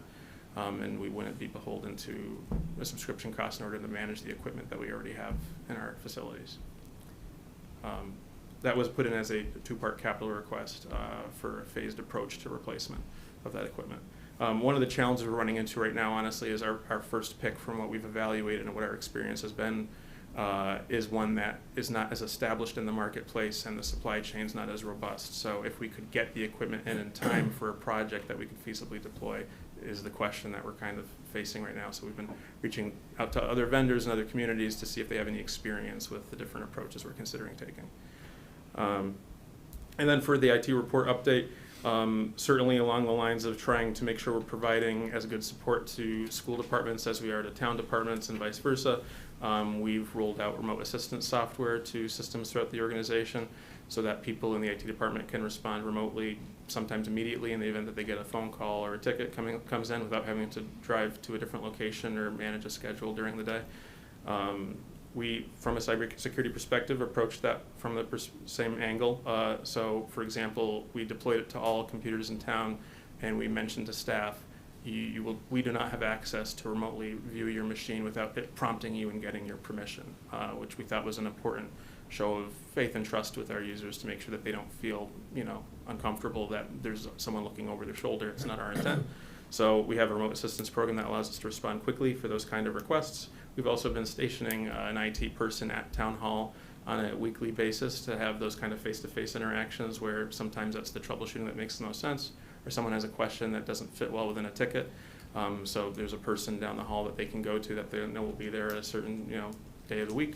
Of course, people are in and out of the buildings anyway, so those conversations sometimes happen just kind of by chance, but this was, I think, an important step to showing some availability and presence to proactively address issues that might otherwise linger or get missed. I've been talking with Lynn and Mike recently. We're talking about perhaps looking at creating an internal committee with different department heads to talk about long-term planning, strategy, opportunities for interdepartmental software that might show some efficiencies. And we're also working on our current phone system, some enhancements to it from that improve safety, and we're also looking at alternatives when we're up for renewal a year from now to evaluate other phone system platforms that will allow us to adopt features like soft phones on people's smartphones should they want such a thing. Maybe we don't need as many desk phones in as many locations if those extensions are virtual, so we could save money on equipment. That was a little bit of a ramble, but and that's the last bullet. So in conclusion, should there be any questions or any thoughts or anything I would like to Thank you, Nick. I just have one. Any big capital outlays that you're anticipating beyond the requests you already put in? Other than the network request, so town equipment refresh, our other two capital requests tend to be the equipment on people's desks, right? So the desktops and the laptops. Town equipment is currently being refreshed. Town Hall was refreshed with the move here, and the other equipment is already in hand and being deployed to the other town departments, so I wouldn't anticipate that for another 5 years. School equipment refresh happened 4 years ago, I believe. We just paid off the last year of the lease-to-own agreement that we had with the vendor. So we're planning on continuing with that for the next year, or I'm sorry, is it a year or 2 years? 2020, summer 2026 would be, no, 2027. I'm sorry, for equipment refresh on the school side.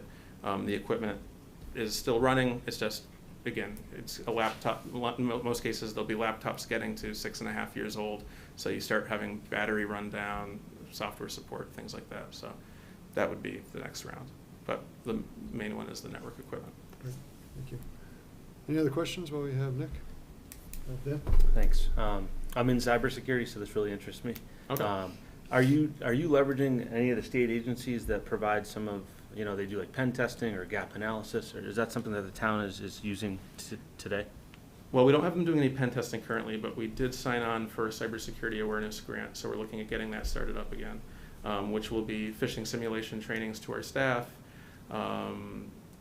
as well as not just fishing simulations, but also training material available to staff. So that's one approach that we're taking. MS ISAC would be another government entity that we're partnered with.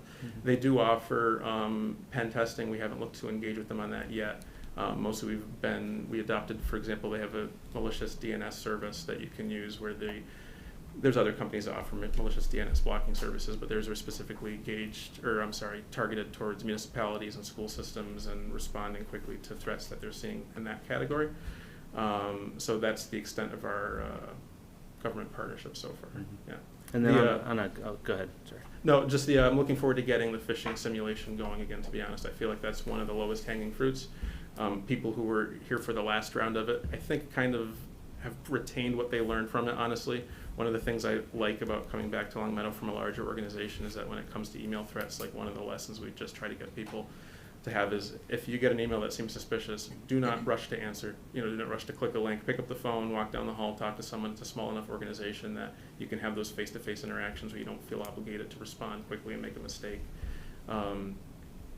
But some of the people who had been involved in the earlier fishing rounds asked me proactively recently, hey, what happened to those? Are we bringing those back? They actually found them useful. So I'm looking forward to getting those out again. I think we slept a little bit better knowing that people were getting peppered, even if they weren't necessarily participating in the training. If they clicked on one of the fake fishing simulations, they got a big screen that shamed them and said, well, you just fell for it, so maybe you weren't as cautious as you thought you were being. So that's one that we're engaged with right now. I feel like that's something that could be like year-round, continual. Yeah. But it sounds like we're just doing that on a temporary basis. Well, I think that will be our intent. Assuming that they continue to offer the service, we'll just renew with it yearly. It looks like it's been improved from my last experience with it. It was a little, frankly, cumbersome the first few years where we didn't have access to the management console that the state used. So we were exchanging spreadsheets with the state. Who clicked on what, and then you get the spreadsheet a week later, and then, but we'll actually apparently have access to, I think they're using KnowBe4 as a platform, so we'll have the management console. We can, I think, even tailor some of the fishing simulations to really target what people in Long Meadow might receive. So it'll be a little tougher, and we'll be able to follow up a little bit more proactively on where there's gaps. Awesome. Thank you. Thank you. All right. Thank you, Nick. Thanks, everyone. Appreciate it. Before we allow free to the rest of our committee, I noticed, I was looking at the rest of the agenda, I see Dr. Greenberg back there. We do not have any interviews scheduled? Nope. I don't know what happened, but you're not on the agenda tonight. Okay. Sorry to, but you got to learn about IT.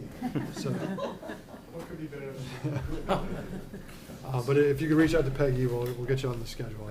I apologize for the misinformation I gave you before. Thank you. And then we have, and go ahead. If the other committees want to close up. So I guess we'll move to close the Finance Committee. Second. All in favor? Finance Committee's closed. Thank you for coming. I appreciate it. Thank you. School committee, I'll entertain a motion to adjourn. So moved. Thank you. Do we have a second? Thank you. Roll call vote. Michaela? Jamie, we'll start with you. Take care. Okay. Kate? Yes. For sure. Yes for me, and we'll see everybody later. Thank you. Thank you. They're doing roll call, so that's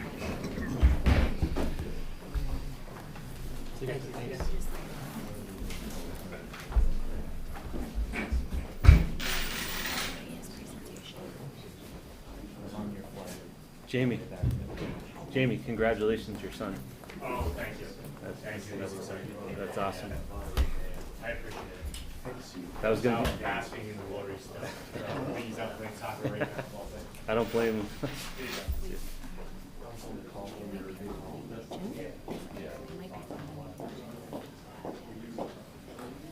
So we have some items before our tax classification hearing. I think we'll have to move to take it out of order. Anyone would like to do that? I'll move that we take the tax classification hearing out of order. Second. Anything further? All those in favor? Unanimous? Okay. Hi. Hi. We have to open the hearing? Oh, yeah, it's a public hearing. Yes, please. I'll move to open the tax classification hearing. Second.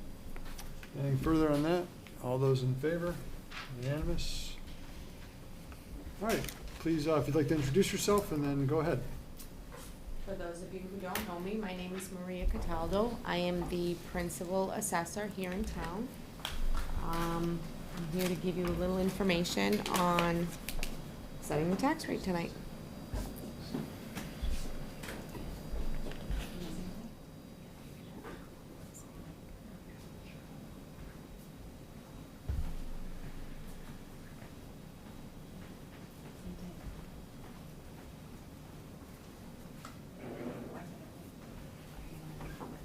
I know they're there, I've seen the slides, so. Are you pulling it off of the agenda, or do you have it saved?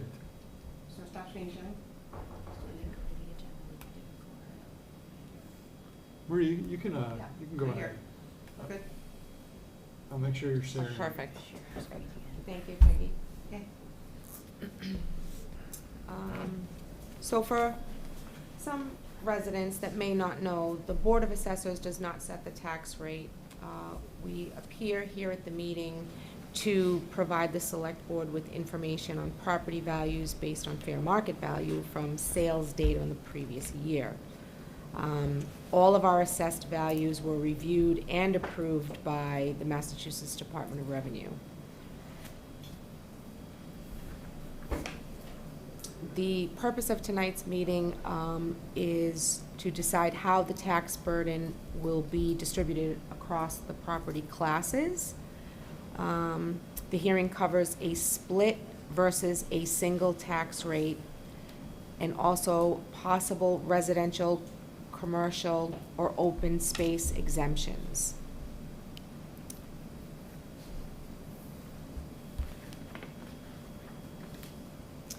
This page here is just a breakdown of some of the terms that you will see in this presentation, and I'll go over them as we get to them as well.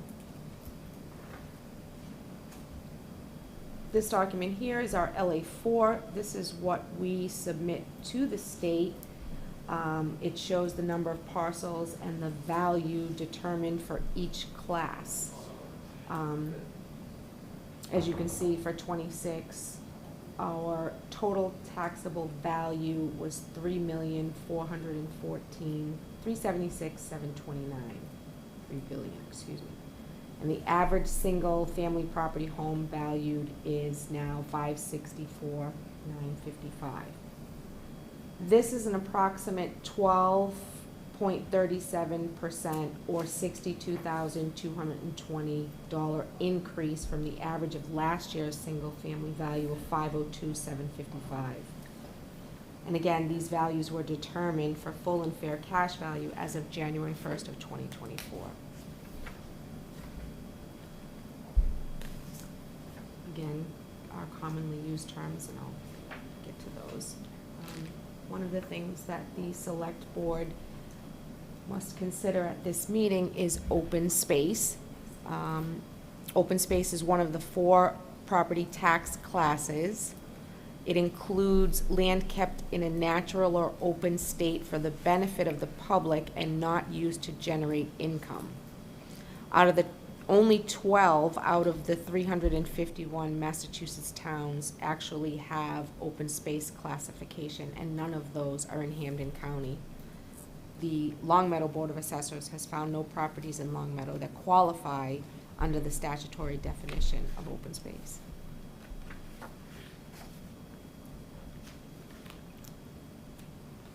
Another consideration for the board is to adopt a residential exemption of up to 35%, but this applies only within the residential class.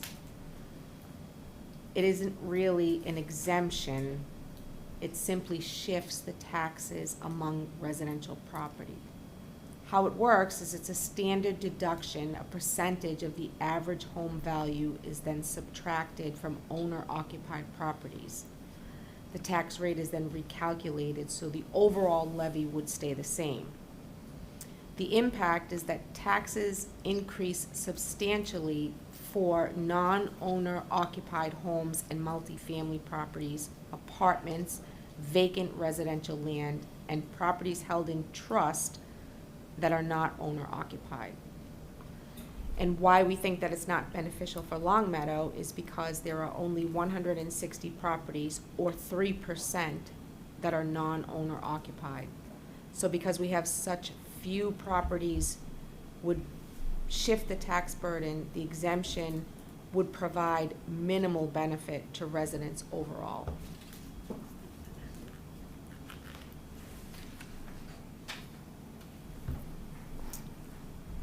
There is also the option of a small commercial exemption. This allows the board to exempt up to 10% of the qualifying commercial property's value. To qualify, a business must have occupied the property as of January 1st of this year, have fewer than 10 employees as certified by the state, be located in a commercial property valued under 1 million, and businesses cannot be located within multi-tenant spaces, for example, like a strip mall. The tax impact for that is, again, the levy stays the same, and that exemption would then be absorbed within the commercial class, meaning a higher tax rate for any commercial property that doesn't qualify, and all industrial and personal property taxpayers.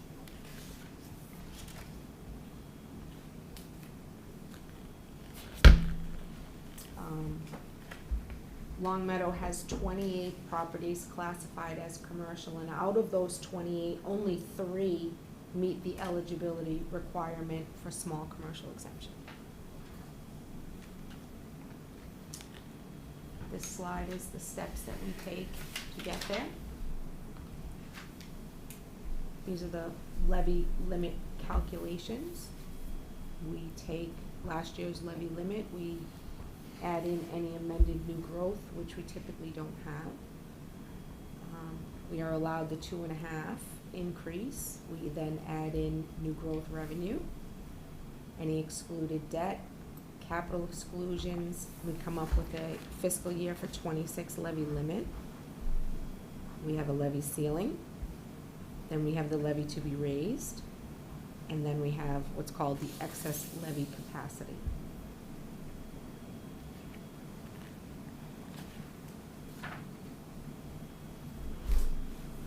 This is valuations, basically just a table and an illustration of valuations by class before a tax shift.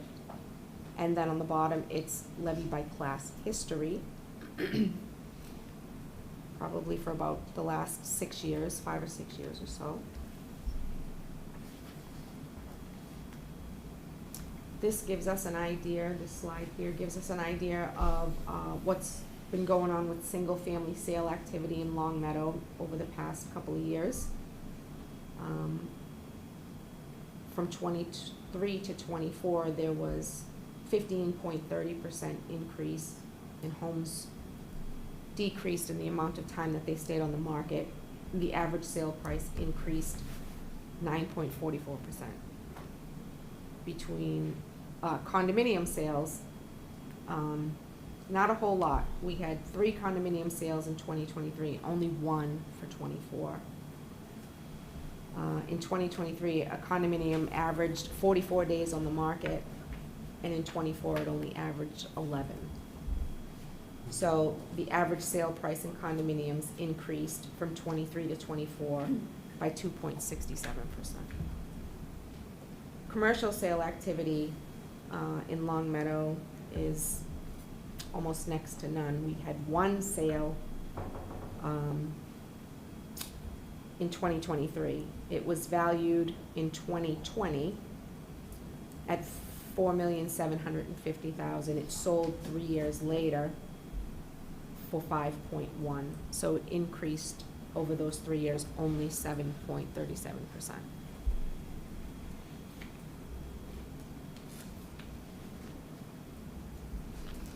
So we get to the question of shifting the tax burden, splitting or single. A single tax rate would be 1 tax rate for all properties.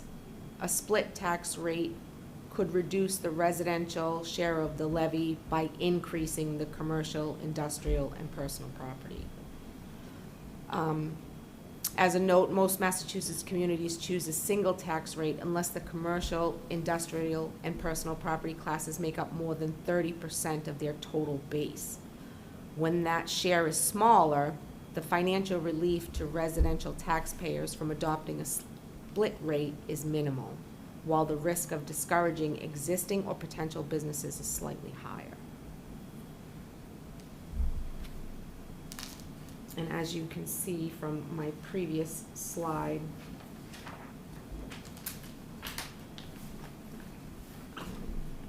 the breakup. Residential properties include almost 93.5%, where commercial, industrial, and personal property is just about 6.5%.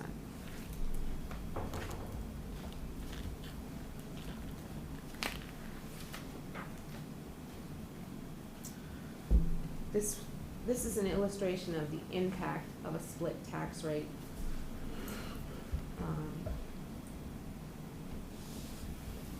So for instance, if you look at a single tax rate, everybody pays the same.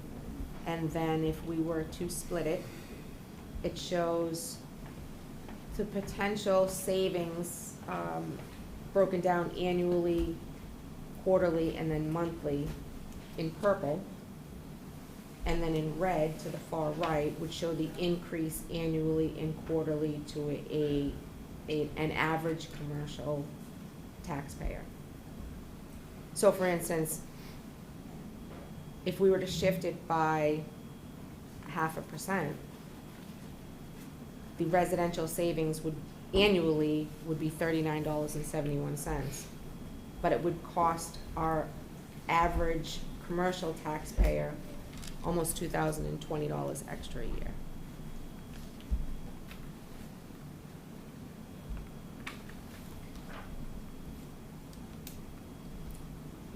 So our recommendation for fiscal '26 is a single tax rate of $19.32. That would give us the average single-family home would see a tax increase of about $297 a year.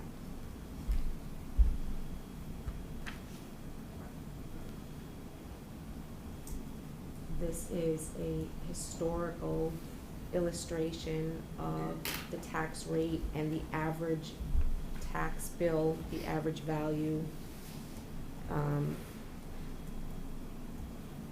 It's gone up significantly right around COVID, I think, is when we started to really see a substantial increase. It's starting to level out a little bit now. And that's it. So the Board of Assessors recommends that the Long Meadow Select Board not adopt an open space discount. As I said, we don't have any property that qualifies for that. Not to adopt a residential exemption, not to adopt a small commercial exemption, and to adopt a single tax rate of $19.32.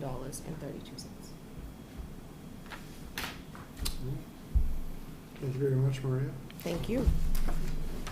So, I just have a general question. Are you, obviously, values have gone up in terms of tax bills. Are you seeing an uptick in abatement proceedings based on the raised values? No. Okay. No. Last year, we had approximately 33 abatements, and I believe the year before that, there was 70-something, Huh, 77. So I can't say that I've seen an uptick. Okay, great. So all of us have been through these a few times before, except for you, Shelley. Do you have any particular questions or thoughts? No, this was actually very helpful, so. Thank you. It was Thank really you. helpful information, thank you. This presentation has been, Maria brought in a new presentation when she joined the town, and I do think it's very helpful. I Thank agree. you. I was actually reading it saying, is this done for me? I'm the only one who hasn't, but it's very helpful, so thank you. Good. Thanks so much. All right, anybody else? Dan? I'm just curious, thank you for doing this. It's really nice how you break it down and dumbify it for people like me, so. I'm just curious how the past year went. There was obviously some changes on the Board of Assessors, and I just wanted to get your feedback and how things have been. The board has been functioning fantastically. They are taking their DOR classes. We have 2 that have completed the modules necessary to certify values. They were extremely helpful and pleasant when it came to discussing abatements, and we got through quite a few abatements, you know, on the first round. So it has been a pleasure. Glad to hear. Yes. Yeah, I've heard positive feedback as well, and I also want to thank the committee too, because they put in a lot of hours, and it's not easy. So, Right. And as you mentioned, they're putting in extra hours for some of the courses too. So it's Yes. you know, just thankful for their participation and help. Yes. I will let them know. And the only other question I had was, I was looking last year when we saw some of the I guess the numbers were increasing for obvious reasons. In particular, I was looking at the golf courses. I've noticed that they're just flat, or they were flat previously. Is there a reason for that? You say you're looking at them, but where? Where did in you? the database. I thought when I was like comparing, because I'm looking at my house, what was it in 2023 versus today, and maybe it wasn't the golf courses, but I thought there was a large number. I'm pretty sure it was the golf courses. They may be in chapter 61. Do you have an address for it? I just remember looking at it last year. I'm sorry. But it just seemed like they were flat, but everyone else had an increase, so I wasn't sure if there was a reason for that. And the courses themselves are probably 61B, which is the recreation wing, but, I don't know about the buildings themselves. We do assess them differently, Okay. or separately. Yeah, that's chapter 61, but if I had an address, I could probably look it up. Shaker Road, 400 Shaker Road. Thank you.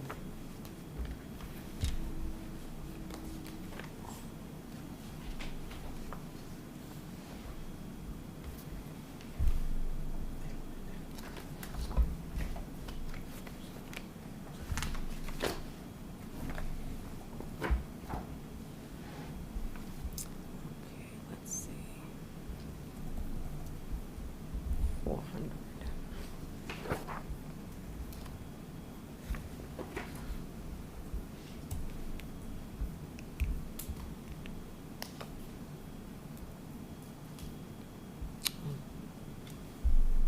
We can take it offline. It was something that stood out to me. That may not even be on this old to new report. This is all residential. 400 Long Meadow Country Club. So it's 25 value. It actually increased 11% Okay. from 25 to 26. Okay.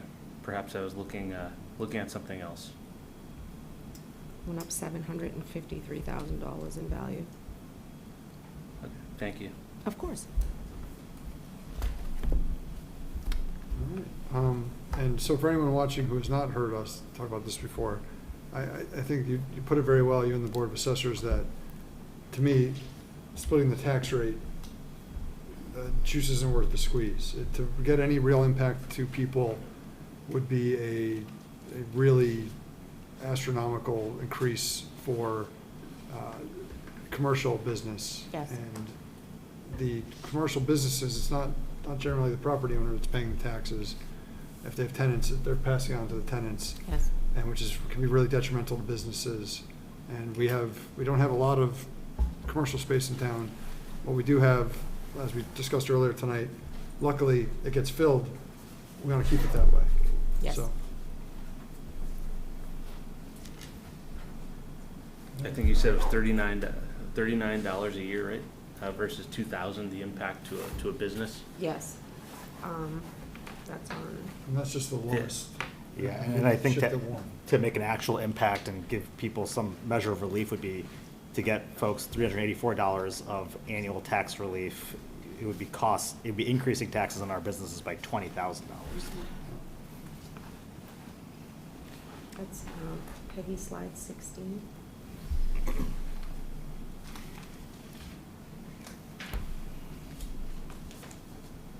said? Yes, please.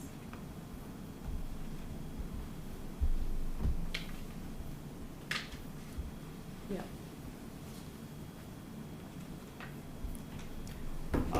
I can move forward with some motions. Yes, please. All right. Since we don't have any open spaces, no action is needed on the open space discount. So I will move to not adopt a residential exemption for fiscal year 2026. Second. Anything further? All those in favor? All right, and I'll move not to adopt the small commercial exemption for fiscal year 2026. Second. Anything further? All those in favor? And I will move to adopt a single tax rate with a residential minimum factor of 1 for the town of Long Meadow. Second. Anything further on that? All those in favor? Okay, unanimous on all three. Thank you, Maria. One Oh, more. Go ahead. Oh, one more? The residential exemption, please. Oh, I already did that one. That was Okay. first. Yep, yep. Okay, perfect. Thank you. Thank you. Thank you very much. Thank you. Thank you.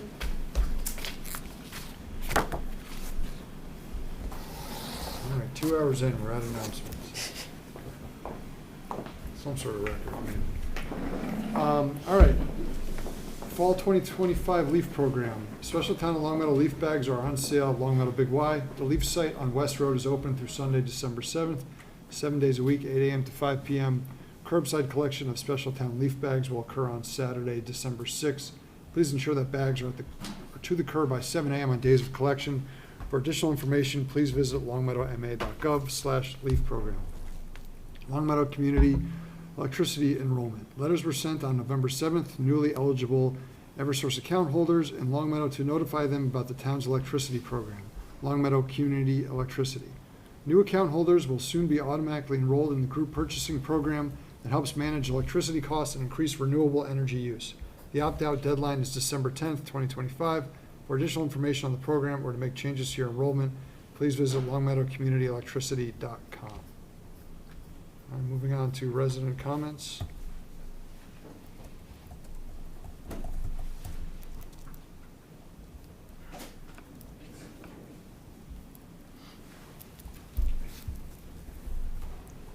Tom Shea, 81 Green Meadow Drive. The financial forecast this evening, it's the first time has ever been presented to the Select Board. This has been historically asked for. Thank you, Ian and Town Management, for doing it. DOR recommends a financial forecast be prepared. All parties that were in this room should have had input, and this will be a living, breathing document. Long Meadow's a $90 million enterprise and is at a budgetary, fiscal, and operational crossroad. When formulating the 27 budget, all departments need to be looking at potential additional revenues and being more efficient. Earmarks should be sought by the town, and a share of the millionaire tax, which is going to schools, and hopefully not necessarily just the gateway schools. Just 2 items after the budget discussion. Like I said, that forecast I thought was very good. The $700,000 that was mentioned for capital, I'm confused, and maybe there'll be clarification later. That's related to the bond for the roads, etc. And the way I remember it is we were front-loading that money to be spent. Now it would look, if we add 700, then we're doubling up. And keep in mind, to use debt service out of capital was against your policy.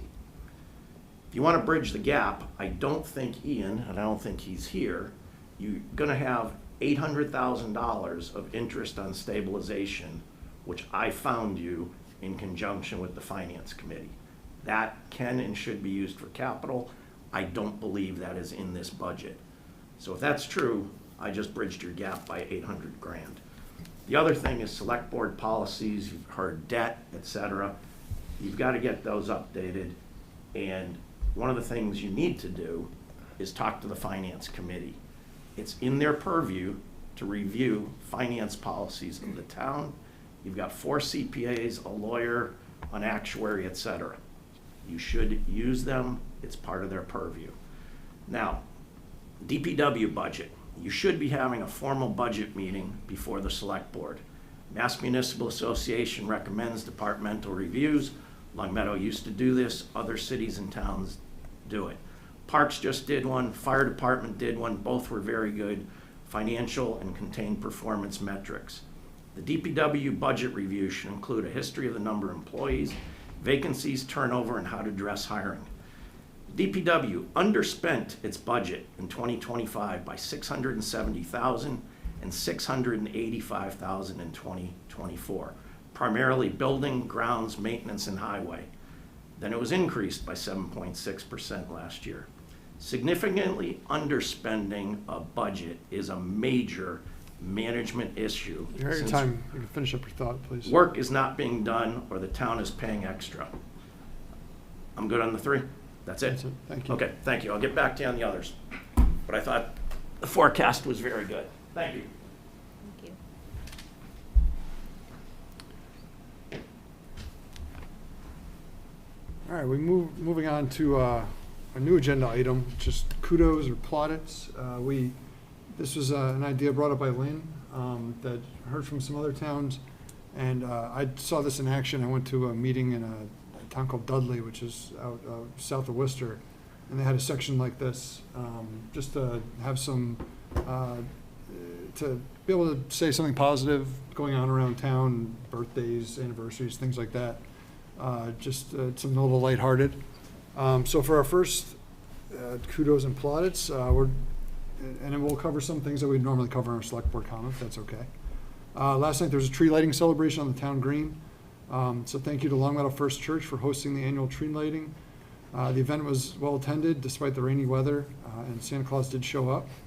Gatherings are important to the community and kicks off the holiday season in a positive way with singing, laughing. There's hot cocoa and cookies, and Mike was there, and everyone looked kind of miserable, but when the lights came on, it was okay. Keep it positive, come on. Sorry, I barely got poked with umbrellas.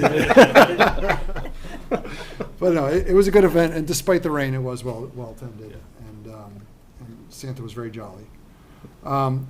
Next up, there's a Thanksgiving food drive. Food drive was organized by town staff to support the Long Meadow Food Pantry. During the Thanksgiving holiday, the food pantry provides essential support to about 100 families each week from Long Meadow and surrounding towns, including the Meals on Wheels programs for homebound residents. Town staff donated roughly 8 boxes of non-perishable items to bring down to the food pantry located at the Adult Center. Thank you to the Wellness of Workers Committee for organizing this great initiative, and for the town employees who made donations in the spirit of holiday giving. I think that's a lovely thing, so thank you for bringing that to our attention, Mike and Lynn. Appreciate that. Anybody else have anything they wanted to add to this before we move on back to business? I did want to mention, I was yelling to Jamie Hench, his son was named an All-American soccer. So if anyone that was around in the early 90s, you might remember Jay Heaps. So Alexander is, I think, the only soccer All-American outside of Jay Heaps at Long Meadow High School. So pretty phenomenal to get that. I just wanted to congratulate him on that, and I guess he's going to Bates next year. So best of luck. Anybody who watched him play this season, it's well deserved. Dynamo out there. When we were celebrating some of the Western Mass championship winners a couple meetings ago, I got a text from our excellent golf coach, Steve Zigalella, to remind somebody, I guess me, to say congrats to the golf team for also winning Western Mass. So Absolutely. Thank you for bringing that up. They got their due. Okay. Anything else for that category? Happy belated birthday to Vineeth as well. You mentioned birthdays earlier, right? 27, right? Yeah, birthday on Thanksgiving this year. I'm a Thanksgiving baby too. Wow. Some Yes. years. Well, happy belated to you then. Belated to you too. I didn't mean it that way, but I've never met another Thanksgiving baby. so. Compliment fishing again. I'll make sure to bring up mine. All right. I'm gonna keep I have the track of birthday them all chart now. over there. Yeah. Okay, if there's nothing else on that, we will move on to applicant appointments. Right, I will move to appoint John Glenn to the Council on Aging Board of Directors for the vacant 2-year term expiring on June 30th, 2027. Second. Anything further on that? I will just note that I got a text message on Mr. Glenn, who spoke, this never happens, who spoke incredibly highly of him. So that doesn't normally, don't normally hear from outside, and this was just glowing praise. So nice job to Mr. Glenn. All right, nothing further. All those in favor? I'll move to appoint Leah Farr to the Conservation Commission for a vacant associate non-voting term expiring on June 30th, 2026. Second. Anything further? All those in favor? And I will move to appoint Ann Slick to the Historic District Commission to the vacant 3-year term expiring on June 30th, 2028. Second. Anything further? All those in favor? And I will move to appoint Samantha Gendrew to the Historic District Commission to an alternate vacancy expiring June 30th, 2028. Second. 20, okay, yeah. Anything further? All those in favor? Okay, thank you, as always, to everyone for their interest. Moving on to applications. We have, I believe, 2. Yeah, I'll maybe just make one motion for both of them. I will move to approve the one-day liquor license applications submitted by the Long Meadow Adult Community Fund for December 18th and December 4th, 2025. Second. Anything further? All those in favor? All right, anything on correspondence? I Letters guess- have finally stopped dribbling in about the water increase. Had a lull. I was just gonna say, good job to, or thank you to all the businesses, Yes. that batting 100%, knock on wood so far. I know we've been very critical, over the past few years, rightfully so, to make sure there's, no, underage drinking at these establishments, so I think they're hearing us pretty loud and clear, and, good job to everyone, and for those, I think maybe there was a golf course or a couple establishments where they weren't open that day, so I'm sure we'll be coming back soon. But Well, thank you. After last year, I'm sure nobody wants to get drinking Yeah. from us from the golf course. Okay, I think we can move on to the town manager's report. Thanks. So our report was uploaded to the agenda later today. I have 3 quick updates. One, actually, to follow up on Maria's presentation about the tax rate. With Maria and our Veterans Service Officer support, they are putting together an informational session on all of the different personal property tax exemptions. This will take place on Tuesday, January 13th at 1:30 at the Adult Center. They're going to provide education on all the different types of eligible property tax exemptions and eligibility requirements. This is the first time that the assessor's office has done something like this, and I think it's going to be really well received, because I know that there's been a lot of questions about, the types of exemptions and what's eligible and why the eligibility criteria is what it is. So I look forward to that and hearing the good conversation that comes from that. There is a flyer in the hallway about it, and I've also featured it in my newsletter. So help me spread the word, please. Update on the middle school project. The middle school building committee voted on the construction manager at-risk contract between the town and Fontaine Brothers. The contract's been signed, and over the last few weeks, there's been multiple design element-specific meetings, including security, turf, and traffic. All of this is moving us toward design development submission in February to the MSBA. And we have already started the weekly owner architect contractor meetings, and those will take place through the duration of the project. And then a bit of good news, the high school pool has opened. We completed all the electrical work and the pool was filled with water. We did hit a minor bump with the pump not turning on after it was started back up. And we did a $19,000 change order to replace the pump. Luckily, it was in stock and it was installed very quickly. The contractor, though, has put us on notice that future work is needed on the filter system sooner than later, but it's not going to prevent the pool from opening, so you can expect to see that in an upcoming capital plan. But again, it has been treated and passed inspection by the health department. Right in time for the pool, swim season? Yep. That's great. Good. And that concludes my report. Okay, anything else for the town manager? Okay, moving on to old business. Minutes? I forgot to send this one edit that I found over for the minutes, just at the very Minutes? end, Peggy. It just, for the motion to adjourn, it just doesn't have anyone's name for who made that motion. At the end? At the very end, Oh. where just the motion to adjourn, it doesn't have anyone's name. Mr. So Mr. that's- Blank. Yeah, Mr. Blank, so just filling that in. So I will move to approve the November 17th, 2025 meeting minutes per any, edits sent over. Second. All right, anything further? All those in favor? Great. All right, mobile food vendors. Mike? Yeah, so we discussed this in length at 2 previous meetings. What is highlighted here are the 2 changes that I interpreted to make post the November meeting, whatever it was, the November 17th meeting, or yeah, I believe it was. So in highlight, mobile food vendors may only operate at the following locations as permitted by the select board during the annual application process. I think that covers our concern that the locations seem like they're kind of like a blanket approval for anybody who may want to just operate. This kind of clarifies that it needs to be pre-approved by the select board, the specific locations.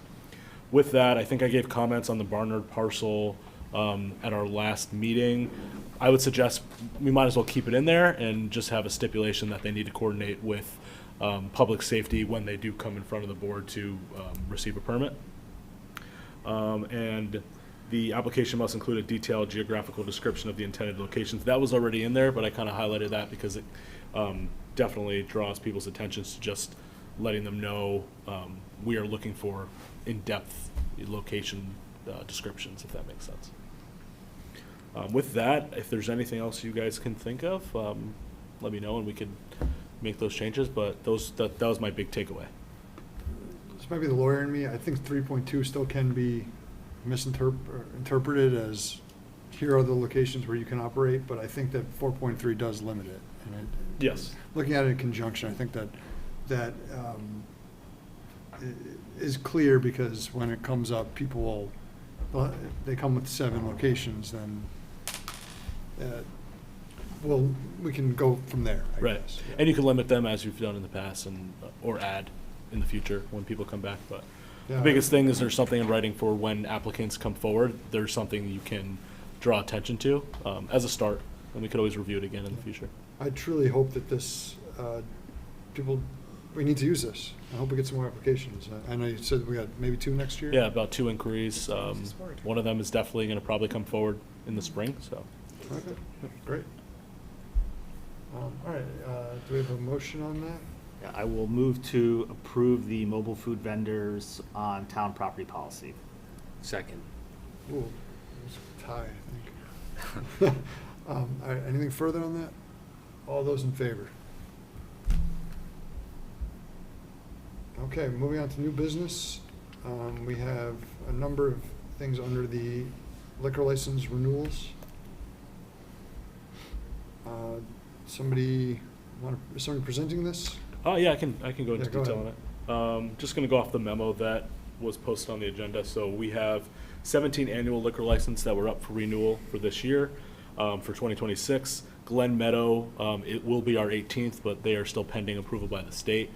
We had them submit forms just in case that they were an active license, but at this time, we don't believe that they're gonna be an active license in 2025. So it'll be status quo until 2026, whenever that approval comes in by the state. Full listing of the licenses you can find below. And obviously, Clubhouse Cafe Franconia has a seasonal license. Their approval typically comes in late March, early April. So 15 out of the 17 licenses up for annual renewal have submitted all the required paperwork. We went through the paperwork. Everything seems to be in order. Long Meadow Hospitality LLC, the Meeting House, chose not to review their annual license for 2026. That brings us to the Bottle Shop. The license was approved by the Select Board through December 31st of 2025, but to date, we have not been provided with any documentation related to a lease agreement or a license transfer application, nor have received any information related to the renewal packet. So with that said, my suggestion would be to do what we've done in the past, where we invited them for a conversation, but the fact that we haven't received a renewal application kind of leads me to believe that the board can make a decision one way or another in terms of the license. I'd like to bring in Jim to the next meeting, find out, because we have found in our past meetings that there may be things we don't need to know or doesn't want to get out there, but we need to know what's going on. Right. Because it's been a long time, and we've done a lot, and I continue to feel that we've done the right things and are doing the right thing, but we need to have a conversation. So I think we should invite him back in. My only concern is the fact that we haven't received a renewal application. And state guidelines clearly state that It's they need to November. be signed in November. It's required. Yeah, it is Yep. 100% required. Yep. But, and if that's the case, I'd still like to have him here so we can explain it. Yeah. Okay.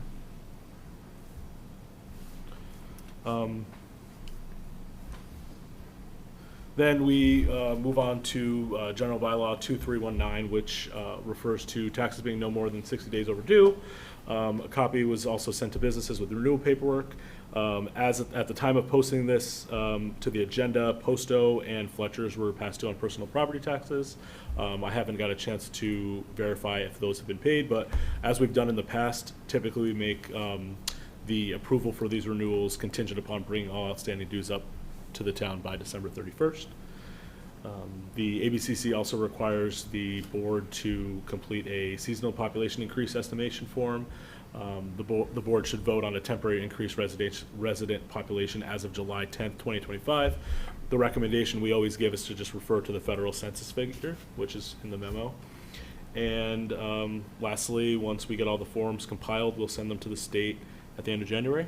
And if you guys have any questions, I can answer them now. Do we need to sign anything live, or is this all electronic signature? All electronic, yep. Okay. And then did you have something to add? No. Okay. Should we vote on this tonight? And it's under new business. Can we go ahead and vote on it, or do we have to wait till next meeting? In the past, we've voted on it, but it doesn't hurt to vote on it December 15th either, because we don't submit the paperwork until January 30th. So the only thing I guess it delays is us receiving payments for license, and that can get held up a little bit. But as of right now, 15 out of the 17 licenses, everyone on the memo can be approved besides the Bottle Shop and the Meeting House. Yeah, I'm fine with doing it tonight. And Okay. I don't see any reason to wait. All right, so there's a few different things we gotta do, right? So, let's see. We have to vote to approve the annual certification. And I think in the past, we voted on the liquor licenses as a bunch. Yep. Okay, so, should I split them up between package stores and restaurant clubs as different? And the different types of liquor licenses? Okay, all right, so I will move to approve the liquor license application submitted by Seasons Liquor LLC, Om Shiv Shairam LLC, Delaney's Market LLC, The Bottle Shop Incorporated, and Oxbow Wines LLC for a Section 15 liquor license. I don't think we should include the Bottle Shop. Oh, shoot, sorry, yeah. Sorry, just going through it mindlessly. So, the motion amended to not include the Bottle Shop. Second. Anything further? All those in favor? Right. And I will move to approve Section 12 liquor license application submitted by Clubhouse Cafe LLC. Take that one out. Oh, yeah, take that one, sorry. So I meant to take that one out. Barbecue Billy's LLC, Glen Meadow Incorporated. pending approval by the ABCC. Sparnow Incorporated, Li Guang Brothers Incorporated Restaurant Group, La Uva LLC, Longmeadow Country Club, Max Burger Longmeadow LLC, Extra Anchovies LLC, Royal Spice Incorporated, Sushi Time 168 LLC, and Wolf Swamp Enterprises LLC. And just, Fletcher's has to be pending payment of taxes, Mike? Fletcher's and Posto. Oh, and Posto, okay. So, if we want to amend it. Yeah, to amend to approve Extra Anchovies LLC and Barbecue Billy's LLC pending payment of unpaid property taxes, personal taxes. Okay, Yep. all right. Second. And anything further? All those in favor? And then I move to approve the malt-only liquor license application by No Malt Extract LLC. Second. Anything further on that one? All those in favor? All right, and then I will move to set our 2026 seasonal population increase estimation at 15,724. Second. Anything further? All those in favor? Did we get the first one, the ABCC annual certification? That's just included in your vote for the liquor licenses. Oh, it is, okay. Yep. Great. Thank you, Vinny.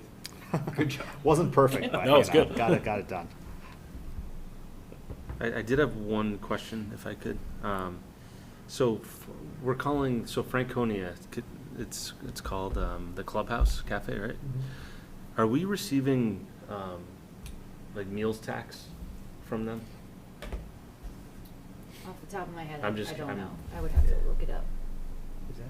Part of the business is in Springfield and part is Yeah, in. so I wonder how that Longmeadow. works, because I think it depends on where the kitchen is and where, like literally where, if it's in Springfield, then, Right. okay. but I I can feel like double check. that's something that we It's a could, good question. we should look Good into, question. because there could be, So it's where the kitchen is, not the eating I'm area. gonna double check. I'm not a golfer, but so I don't know if there's somebody on a cart that goes around selling beer, but. This is how we make up the budget gap. But you. But do- I'm not, that's unlikely to be in Longmeadow. But, no, well, the. Oh, I'm sorry, all three of the- them. The just course would divided. be, the Yeah. course would be in Longmeadow, at least Okay. part of it. This So- came up a few years ago when they were talking about stormwater pass fees that were due to the town. We determined that it's actually in 3 different towns. It's Longmeadow, East Longmeadow, Springfield. Their liquor license in Longmeadow, but I actually don't know if their liquor license in the other communities too. I would assume so, because the clubhouse is a portion in Springfield, portion in Longmeadow. Same with the beverage cart that goes around. Yeah. So that's similar. That's a good question. I mean, after seeing that presentation today, try to close the gap. Nice. All right, moving on to common vic license. I think we just have to, well, go ahead, Mike. Yeah, for the common vic licenses, this is pretty standard, and you can just move in terms of the memo. And as soon as the applicants get their required information up to date, we'll just process the $100 payment. All right, so I will move to approve 2026 common vic licenses for the following establishments that do not hold a liquor license. Alex's Bagel Shop LLC, Batch Ice Cream, Big White Foods Incorporated, Frankie's Pizza, Iron Chef Asian Cuisine, Nate's Sub Shack LLC, Starbucks Corp., and The Latest Craze Incorporated. Second. Anything further? All those in favor? And I will move to approve 2026 common vic licenses for the following establishments who do hold a liquor license: Fletcher's Barbecue Shop and Steakhouse, Glen Meadow, Grapevine Pizzeria and Restaurant, Lee's Brothers Inn, Longmeadow Country Club, Lola's Tacos, Tequila and Oysters, Max Burger, One Way Brewing, Posto, Royal Spice Indian Cuisine, Sushi Time, and Twin Hills Country Club. Second. Anything further? All those in favor? Okay. And next up, one of the nice things we do every year, holiday trash amnesty. do we need to speak to it, or can I just make a motion? I think you can motion, Okay. and then we can All right. discuss it if we want. All right. I will move to grant a trash amnesty from December 22nd, 2025 through January 2nd, 2026 of 1 extra bag per household of trash per week. Second. All right, anything further? Just a question, how would that, so, just as another trash bag, and then they'll just have another extra person just grab it and throw it in the truck? Well, we're absorbing the cost for it. Right, but Yeah. they would do that for us. I think they've had 2 people on the truck. Yep. And anyway, but even if they went down to 1, they'd probably bring another one around this time, right? And I assume it has to go week to week, it can't, because it seems, it's not, if we're paying for 2 weeks of it, maybe after December 25th would be more valuable than, I understand though, if it's, just has to be week to week, then this is proper. But it's not like it's not like a Thursday to a Thursday, for example. It's generally been the 2 It's the 2 weeks. weeks, It's the full but weeks. I think it had something to do with the number of pickups, so somebody wasn't getting shorted. I think so. But Okay. we can do That's fine. whatever you want, I mean, are we paying for the day or by the week? no, we pay by the bag. By the bag, I see. Then it's fine. I don't think people are really gonna utilize it as much before the 25th, which is no big deal. So I think this is good. It's gonna be more costly with this current contract than it was in years past, because now they get out of the truck. This was that whole conversation Yeah. about setting the pay-as-you-throw price. So it will be more costly than it has been. I mean, that's a big party weekend, the weekend before too, so I think Sure, it could be helpful. that's true. All right, seeing nothing else, all those in favor? All right, I'll move that we adjourn. Second. All right, all those in favor? Great, Thank you. thank you. 8:30. This is, I We mean. started at 6. Well, we started at Yeah. 6.